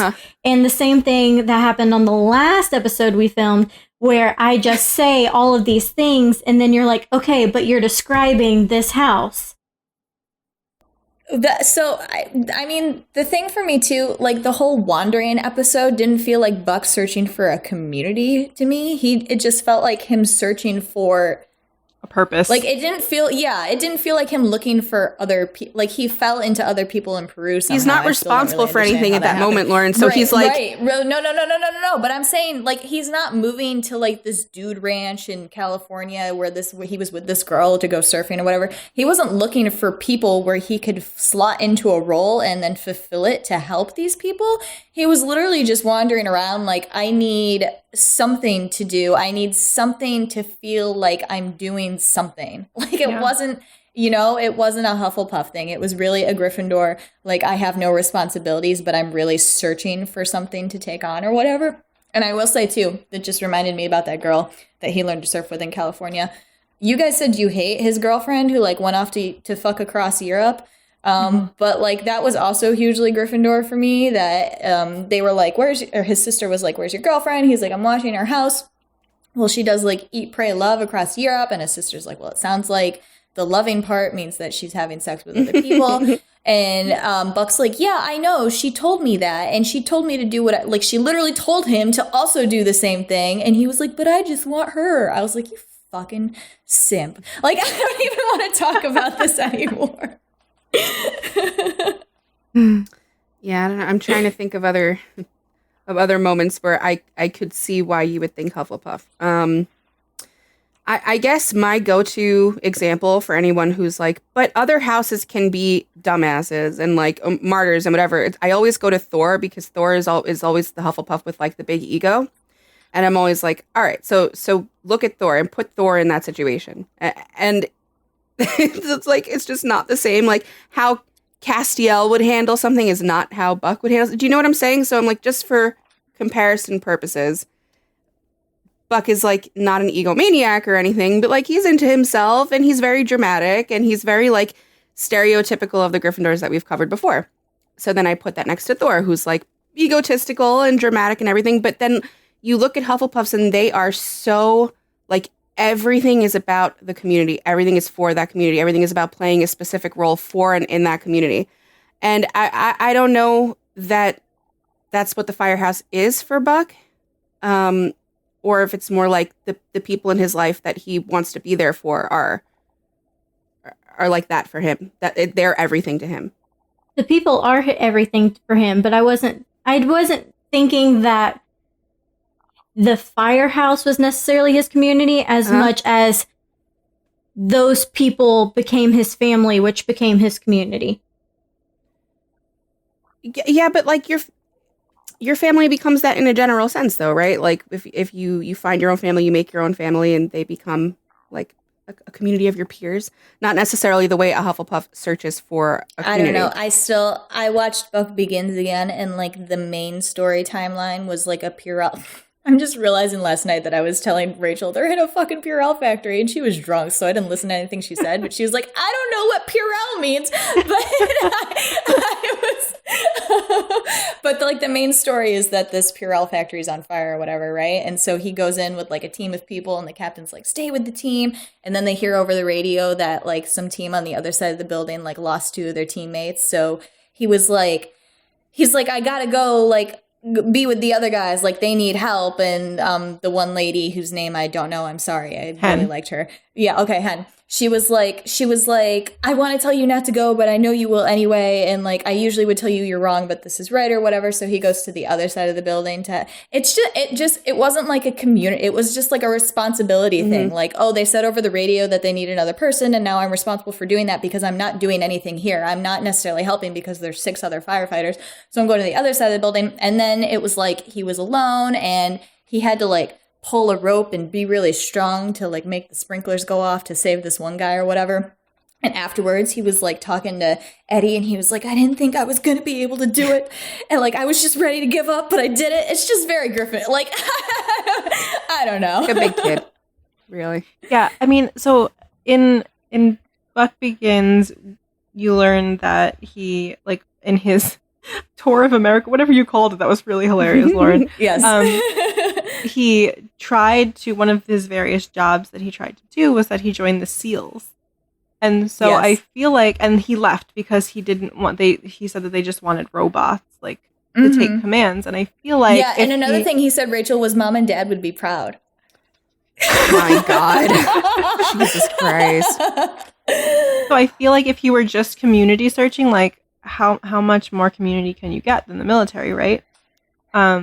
And I also think, Hailee, that you may have used in the past the lawsuit thing. Oh yeah, I have yelling. So The lawsuit is why he's not a Gryffindor. It's not a moral or a right thing to do, and he knows That's incorrect. because all he wants is to get back to his family. it's incorrect. So the lawsuit happens because he is told that he can't go back to work while he's on blood thinners. He can't go back to active duty. Let me rephrase. He can't go back to active duty while he's on blood thinners. They want to put him on light duty, desk work, whatever. And we find out that it's not actually like he doesn't know this. Well, he does. Hold on. So we find out that it's not actually headquarters like policy saying that he can't go back to work. It's Bobby. Bobby doesn't want him back because he's a liability. And when Buck finds that out, that's when he starts the lawsuit. So he had met this lawyer previously and he wasn't going to sue and whatever. And then when he finds out that Bobby is the one that's holding him back, that's when he sues. So it's not about getting his family back, even though that's what he says. He's like, I just want my job back. My surrogate daddy betrayed me. Yeah. This is called a tantrum. Yeah. Which is why I hate these episodes. But yeah, so it's about what's morally right. And what's morally right is like, why are you standing in my way of my family? Why are you standing in the way of, like, I have passed all the doctors, whatever's, I have proved that I can be back on this team. Like, why are you stopping me? I'm literally just having a hissy fit. Yeah. See, and he's being denied any sort of validation in himself and in what he wants to Hailee's do. sitting here with the best look on her face. She's like, I'm never doing this show again. You always tell me that I'm wrong. Okay, but we have like 3 more 911 episodes we have to do, and then there's still Lone Star, so you have to. And Lauren's like, I'm not doing that. But I'll watch. you literally you nailed it episodes, so like- hard with Eddie. Like that was perfect. Yeah, and I'm thinking back to, the Outlander episode. You got Jamie 100%, and you had Claire. You just were like Gryffindor or Ravenclaw, and you had to smash them together. Oh, I knew this was going to happen, and I was prepared to be wrong. I got stubborn about it, and Yeah. and that was where we failed, is because, again, Illy said that she convinced me that she was right about 4 different times, but then I would get Don't argue with a Ravenclaw. and then I'd get stubborn about it and be like, no, he's not. Is it sometimes for me when I'm sorting and I don't, like, I'm not entirely sure. I have like a feeling. Sometimes for me, I'm like, it's too obvious. There has to be something I have to look deeper for. Yes. So I get that too. Because you're like, That was how we felt about Eddie, I think. Well, no, Okay. that was Oh no, you wavered with Eddie. I was like, this only makes sense to me. but I can see you doing that with Bug. I could understand possibly Gryffindor for Eddie. He just wasn't emotional enough, so then I was like, no, not really. But Yeah, I not would be like, self-pitying enough. I can understand it Well, because it's of the not that whole he's not like, self-pitying enough. It's that he doesn't verbalize it. Like Slytherins keep the self-pitying inside. So Oh, that makes so much sense. Yes. yeah, Mhm. I know because when he cut the rope for that kid, I was like Slytherin. Wait a second, and I had a moment where I was like, damn, a Gryffindor would probably do that shit too. Like, but then you have to think about you. But it wasn't about that. It was a wasn't about surrogate that, for correct. Chris. It wasn't no, It and was it just a wasn't surrogate. like reckless. Like I'm gonna Exactly. do it. It was like he was like I'm at the kid. I was about to reach the kid. Right, I had Like, you him guys in don't know my what the fuck hand. you're talking about. I'm here. Let me do Fuck my you. job. Like I'm doing it. Yeah. Exactly. Oh, really? Because I saw him as a surrogate for Chris. Me too. Like, I told Lauren Yeah, that I mean, too. a little bit too, but like if you take that out, it's like you can't pull me back now. Yeah. I'm fucking Yeah, doing no, what I'm supposed to it be is doing. that, but Yeah. it's also very like think of like Sam Winchester, think of Steve Rogers. When they do something bad in the past, it's like a constant case of I have to make up for it every time. I have to make up for it. I have to beat myself up over it. It's just not as clear to other people as it will be with the Gryffindor. Gryffindor will flat out say it, like, "Well, I messed up, so now I have to die Edward for this." Edward Cullen in his head. Yeah, Edward Cullen in his head. It's ridiculous. Or Bucky from Marvel Bucky. Like they're Yeah. My name is James Buchanan Barnes. I'm no longer the Winter Yeah. Soldier. they scream it at you. Slytherin's not screaming it. They're screaming in their head. I have a little list in my notebook to cross off when I repent with you. Oh God, I can't wait to do Bobby's episode. Yeah, I didn't get to pay too much Bobby might attention have a to list. him, sadly. I'll let you know. I'll get back to you. I just know his girlfriend was mad at him, but then it was okay. Mm. And they were secretly dating. That's what I picked up. Something like that. Oh, poor Bobby is. But they were also tortured soul. making out at work, so I don't know how secret it could have been. Whatever. Who knows? oh, Bobby has quite the backstory.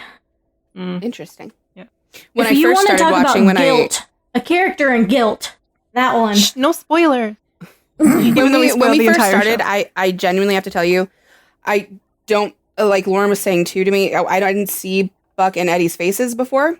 Like I couldn't put the face to my mind because I didn't ever watch the show. I didn't really pay attention to the gifts or anything like that. So Bobby came on the screen and I was like, which one is it? Is this Buck or Eddie? Like, I just didn't know. I genuinely was like, okay, where's the other one? Let's go. No idea. But it was really fun. It's a very entertaining show. And it sounds like there's a lot more to Buck and Eddie than I even realized. Oh, yeah. I So- have an entire list here. It's very long. We didn't But you do see any of how it because as soon as I say that, you're just going to be like, Hailee, that's a Gryffindor. I'm just saying, consider like how popular the Gryffindor Slytherin pairing is in romance. I know, and media, that's why I didn't and want it to happen again. I know. I usually don't want it to happen. I know, either. 'cause you're sick of it, but- except when it's like Diana and Steve was like, ooh, interesting, like way to do that pairing because kinda. they were such different forms of Gryffindor and Slytherin. Right, yeah. So so it can't. But I also like oh my god, I eat it up. But I'm Good, it's a curious- good dynamic. Yeah, I'm curious, like, does that, because you mentioned like romantic, and I personally don't feel the queer baity vibes. So I really, especially after the season 4 finale, just full on feel like super duper platonic love. Like the fact that like it was pretty much like a platonic love confession, and I love that because you don't see that with like the dude bros. So I'm just curious, like, does that Slytherin Gryffindor pairing happen a lot outside of romance? Oh yeah, oh yeah, and It's Sam and Dean. Usually, Oh, yeah, that's well, fair. yeah, it is Sam and Dean. But when it's romances too, usually they're friends for a long Yeah. time, Mm. like Amy and Jonah, or it's not I was always. gonna say when we haven't like, sorted in public yet. Yeah, no, don't say things we No. haven't sorted publicly. Yeah, like the only one I can really think of that was like immediate was like Bridgerton, but the format of that show meant that it had to be immediate. Claire and Jamie 'cause it were was a kind of romance immediate, novel but show. again, they were. Yeah, It's but like, the was it like they got circumstances. married immediately? But did they like you know, like fall No. into that immediately? Yeah, exactly. It can really It easily took the time. pairing can really easily be a enemies to friends to lovers situation because you've got like on its most base level you've got a Slytherin is very outwardly mature and keeps their immaturity inside, and a Gryffindor is flip. So it's like a constant battle between the two and like an ego struggle, and it's just it's an interesting dynamic that can, I feel like writers and creators can go, okay, this would make a good I just. romantic pairing too. So- Yeah, or like we have Ian and Poppy like still ongoing right now, which is Right, and super will they, won't they? interesting. Yeah, You know, who knows? Yeah. We always I hear it talked about all the time of, oh, Hufflepuffs and Slytherins make such great friends. They're both so loyal, all this other stuff, but we never see it. And I was so hoping. I think my own ideas about things got in the way of yeah. wanting it to No, be I a certain understand way, that. just because I'm like, Because that oh, is like you see, like it doesn't get as much attention because it's overshadowed by Dean and Cas. But Sam and Cas, I think, have an extremely Slytherin Hufflepuff relationship where Cas is like an abomination, and Sam is like, "Hey, fuck you!" Like, sucks that Cas is dead, but you know he was cool, but it's fine. Let's move on. Like, you know, I think It's an it's interesting very dynamic. It's less like I think the internet has this idea, and that this certainly can be the case, that Slytherin Hufflepuff relationships can be like, oh, the Slytherin protecting the Hufflepuff, or the Hufflepuff coming to bat for the Slytherin, or whatever.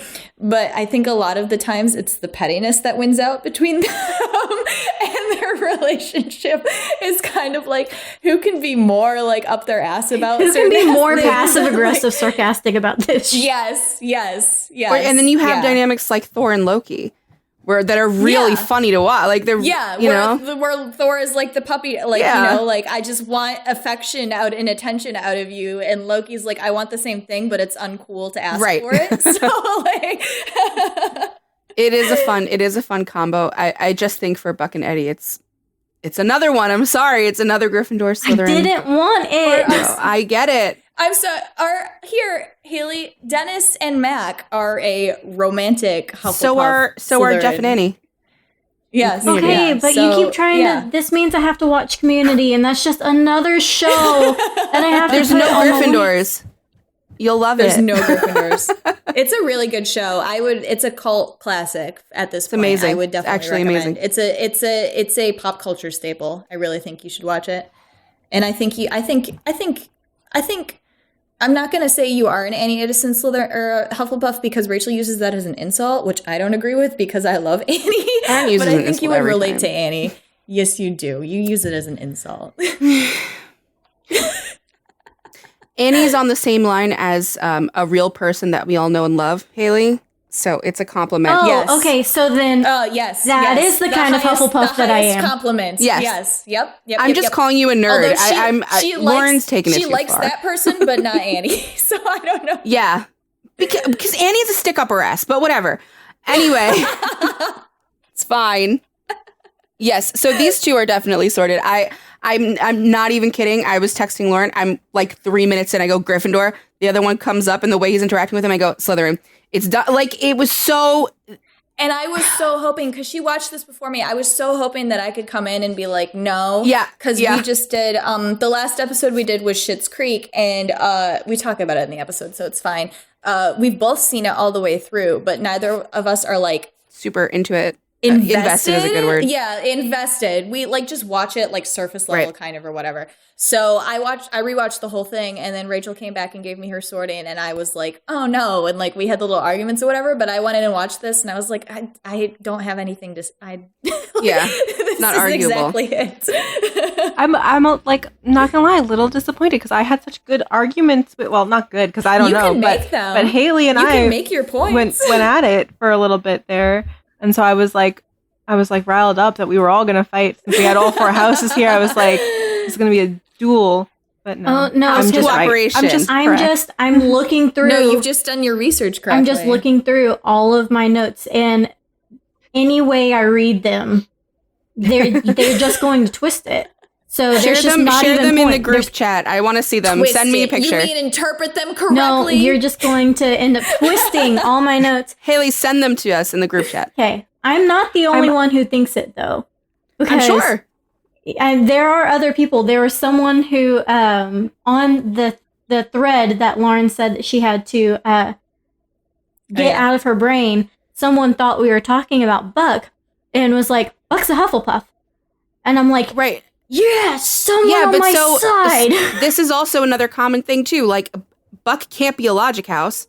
Oh, so he's one of the two feeling house. He's one of the two. So if it's not like you came out of left field and said, he's clearly a Ravenclaw. No. It's just like, do you know what I mean? So there was no doubt that he was a emotion house. That was clear. He's a sweet little obvious boy. I just wanted the precious puppy to be one of mine and not one of yours, like everybody freaking else is. Your precious puppies are terrifying. Buck is not terrifying. Hailee, Cass is terrifying. Hailee, he was like, Mom and Dad are always crying and I don't know why and I want attention, so let's break all of my limbs. Like, I don't know what else to I actually really enjoy Lauren's just like breaking it down. Yeah. Just a great recap. Really no fundamentally. That's one of the things that I love so much about, you were talking about like soap operas. Like, if you ever talk about a soap opera or even Grey's Anatomy, which is pretty much soap opera. If you ever like break down just the factual plot points and speak them out loud, you really like question yourself and question what you're doing with your life and your time. Don't get me started on some of these storylines on this show. Well, it's even like you just said, he took Christopher to a carnival and won him a big stuffed teddy bear, and then the tsunami came in. It's like, all right. And then a plane crash. Like, there is a plane crash. Of course, there's a plane crash episode. There's always a plane crash episode. Yeah. It's one of those ones where Illy both loves to hate watching it with me because it's a medical drama, and so I'll be yelling, being like, "That's not right! That's not how you do this!" Oh yeah, I've seen it. I've seen you. That's illegal. If they were to try and do that actually out in the field, then that is like so against their scope of practice. They wouldn't be able to do that, and they'd get their license taken away. And it's just funny because I am quite obviously not a medical professional, but I do like to say that I play one on TV because I have been watching these first responder and medical dramas since ER, since, all of that. And so I like, in my head, I'm like, I know this. I'm just going to shut up and understand that this is fiction. But no, she's not. Okay. She's not able to understand this is fiction. There are some things that really bother me. Like there was an episode of Lone Star where they had like a blood transfusion in the freaking ambulance, and I was like, this doesn't happen. You don't carry blood in an ambulance. Like, sometimes it pushes a little Lone too far. Star's medical is even worse. It's so bad. It's so bad. They tried to. But the rest of the show. They tried to is fantastic. start an IV at a 90-degree angle, so they were just basically stabbing at the vein. Oh my God. And they tried to intubate, but they did it backwards. And Okay, but like I said in the very beginning of this episode, if Hannah doesn't edit it out, people don't watch this for the plot. Like, Right. It's very much about the it characters. is a character-driven Yeah. show. Feel like that's what Supernatural became. Yeah. Like first 5 seasons, I think, were plot, and then we were like, I'm just here for the people. What the thing that is so interesting, I think, about 911 and why so many people are captivated beyond just the found family thing is that they managed to do a serial and episodic drama at the same time. Like I can't think of other shows that do it this way, where you pay so much attention to the through line story of their lives, and then each episode is still just very like case based. Nancy and like, Drew. Yeah, they do it like that. Yeah, it does. It's like a season episode or a season mystery, but then there's a mystery or a procedural There's a type case. thing happening in the episode. Yeah, there's a case. Mhm. Yeah. Or Veronica Mars does that too really well. But yeah. And I love both those shows, so maybe I should watch this one. You should. I Yes, promise we all have a type. We're predictable. the gore, the ick is really not as bad as if you were able to watch Supernatural, you should be able Absolutely. to watch this show. Listen, my introductions to the show were a high heel through a lady's entire face, and then a man's arm got But there's blown off, no and then also blood or another man anything filled with his the high asshole heel with- on the face. You can clearly tell that it's makeup. I don't want to see it sticking out of her You can face. so clearly tell it's makeup. What if I fall on a high heel one day and I have this knowledge in my brain? This is me, but with Final Destination in a tanning bed. I Yeah, make well, sure that there's always a way to get out of a tanning bed. The third episode of the entire show of season 1, I think it's the third episode, they pull a Final Destination with Chim. Oh, yeah. Oy. I can't drive Trigger behind warning, trucks with wood on the rebar. back of them. I can't. Trigger warning for rebar if you decide to watch this from the beginning. Hey, this one survives. It's fine. Oh, okay, It's good fine. to know. That doesn't make it better. Well, The other one could have survived. We're talking about Supernatural. Surprise. Oh, that's a great, yeah, you know what? It always comes back to that in the end. So what, rebar? it's just Supernatural, but yeah, Oh, the yeah. reward, too. No, I knew I was going to be told I was wrong from the beginning because I can't tell you how many people watched the very Hailee- first episode. Hailee, you weren't wrong. You knew it in your head. You just didn't want to admit it. That's true. But they watched the very first episode, and if they came from the Supernatural pipeline, they see Buck being Buck. And it's like, who is this Dean Winchester motherfucker? Yeah. Yeah.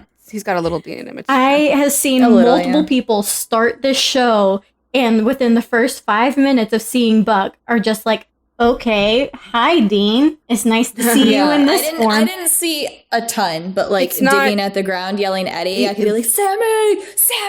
Yeah. Buck 1.0 and early seasons Dean. Fuck 1.0. Not the only person who can put up with me. No. Oh my god. Yeah. He's got some Dean. in him. The crane rescue in the season 4 finale really screamed Dean to me as well. Hmm. I think. I'll let you You'll know have to- because I you have am to watch probably that. going to watch it. And Yes. I'm very excited. I'll let you know. I'm very excited. You'll hear my caps. Oh, lock also yelling. he has Rachel, you didn't get to see it, but Lauren did in Buck Begins. Like the Jeep is his Sounds baby. like I saw the better episode. No, you No. saw more of Buck's backstory, but I don't think it's as telling. If you had seen this one, you It would have. was extremely telling to Love me. me This man from the age anyway. of 8. you missed Love Me Anyway, and like Yeah. Oh. you need to watch.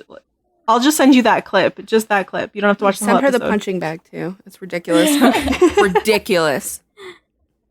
Well, you've certainly convinced me to watch it. I don't know that you've convinced Lauren. I don't know that we'll ever convince Lauren. That's okay. I'll tell Lauren all I'm about a it. Slytherin, and my mind gets made up. And like Rachel said, the way to change it is to convince me that it's worth my brain power to make me think that I wanted to do it all along. We'll Me just end up making her watch 70% of it for all of the other characters. Through the show. Yeah. That's the loophole. When- I will say that a lot of times that I refuse to do things, it ends up just being strictly to be contrary. Mhm. So True that. So when are we coming back? When are we doing this again? Because That's a good question. This is an ensemble cast. We have a lot to get through. That's true. next year, because it's October. I know. We're through the end of the year. We have stuff. Okay. So beginning of next year. 2022. My birthday's shall at the end of return. December. You're right. It is. I'll just throw that out We're there. doing Hawkeye then. No, we're doing Spider-Man at the end. We have to. The Marvel has us by the balls. Yeah. In terms of scheduling, because they release these things and we immediately have to. It's true.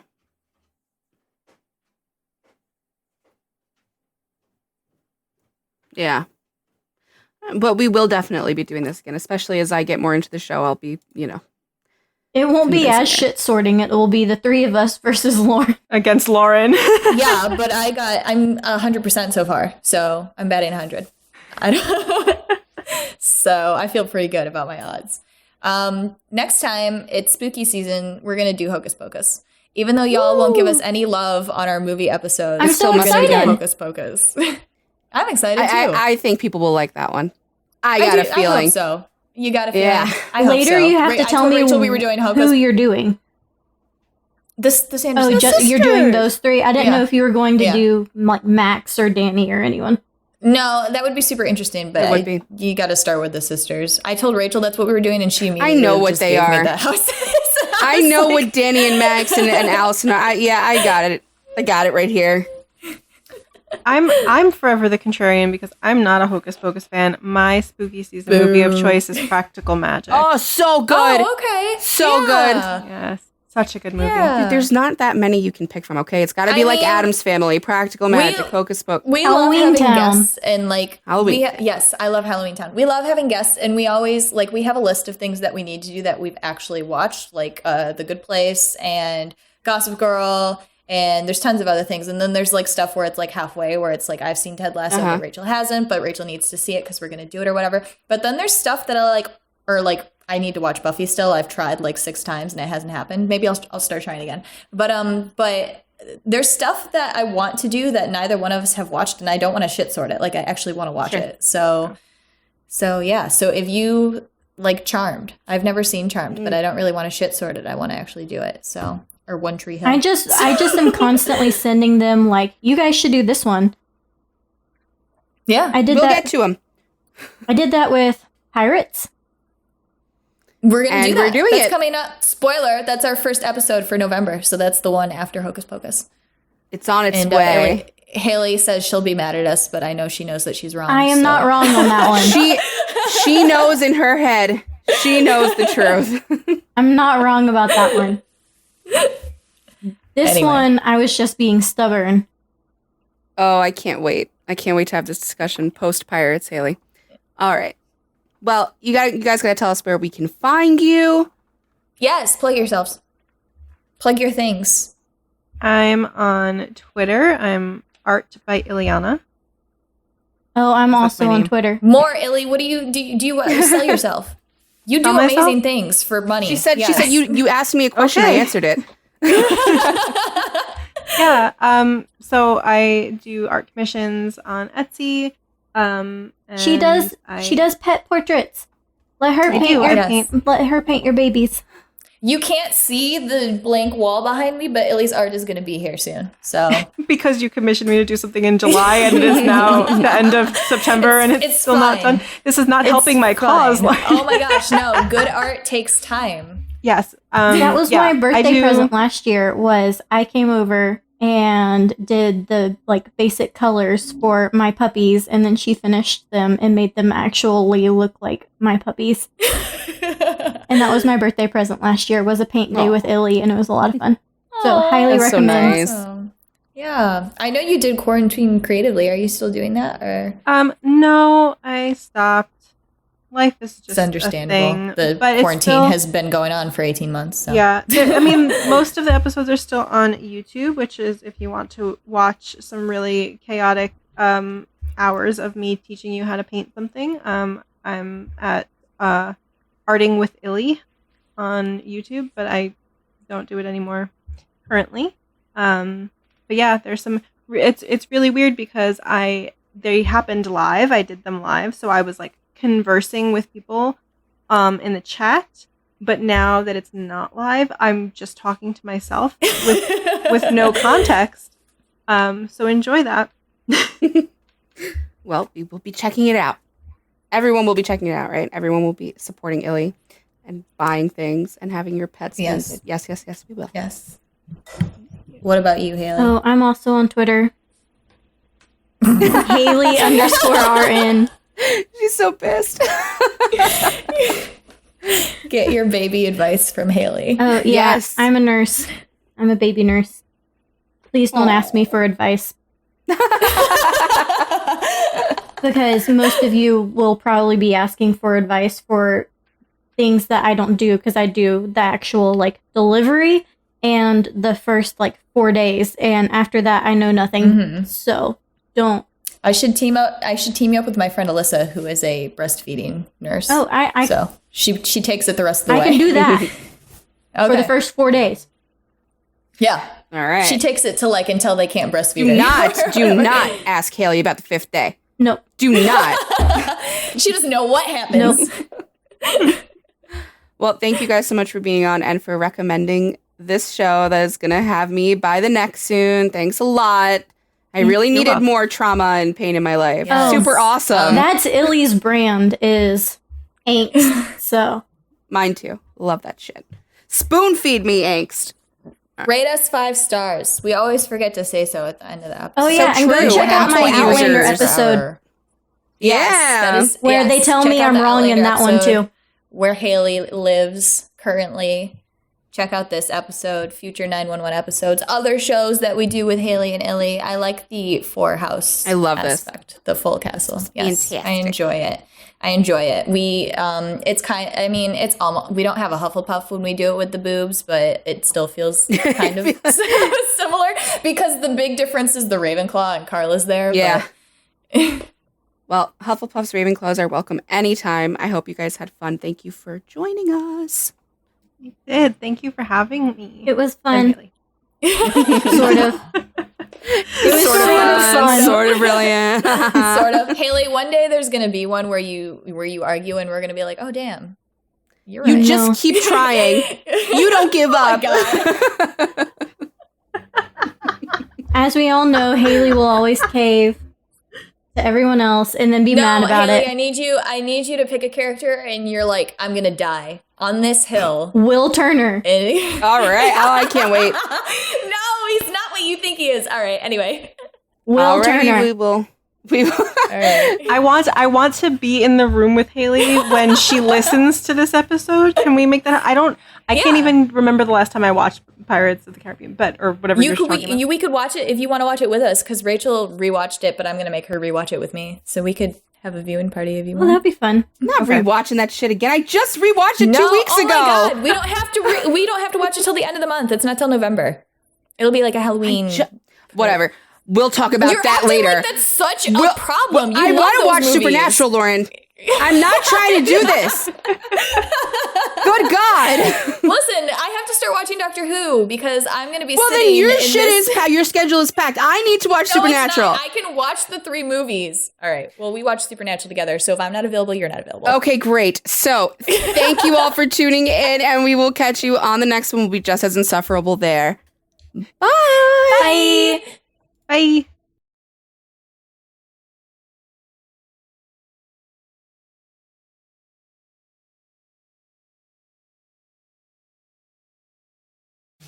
Thank you for listening to Sort of Brilliant. If our sorting choices inspired any rage or excitement, we'd love to hear from you. We're open to feedback, suggestions for characters to sort, and solid counter-arguments with citations. Never forget your citations.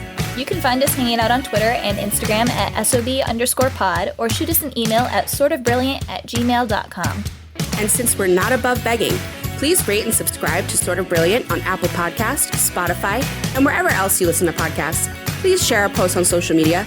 And if you're a Gryffindor, maybe you'll inspire sorting fights among your own friend group. The theme music is Hot Shot by Scott Holmes. Can't wait to sort with you again next time. Bye!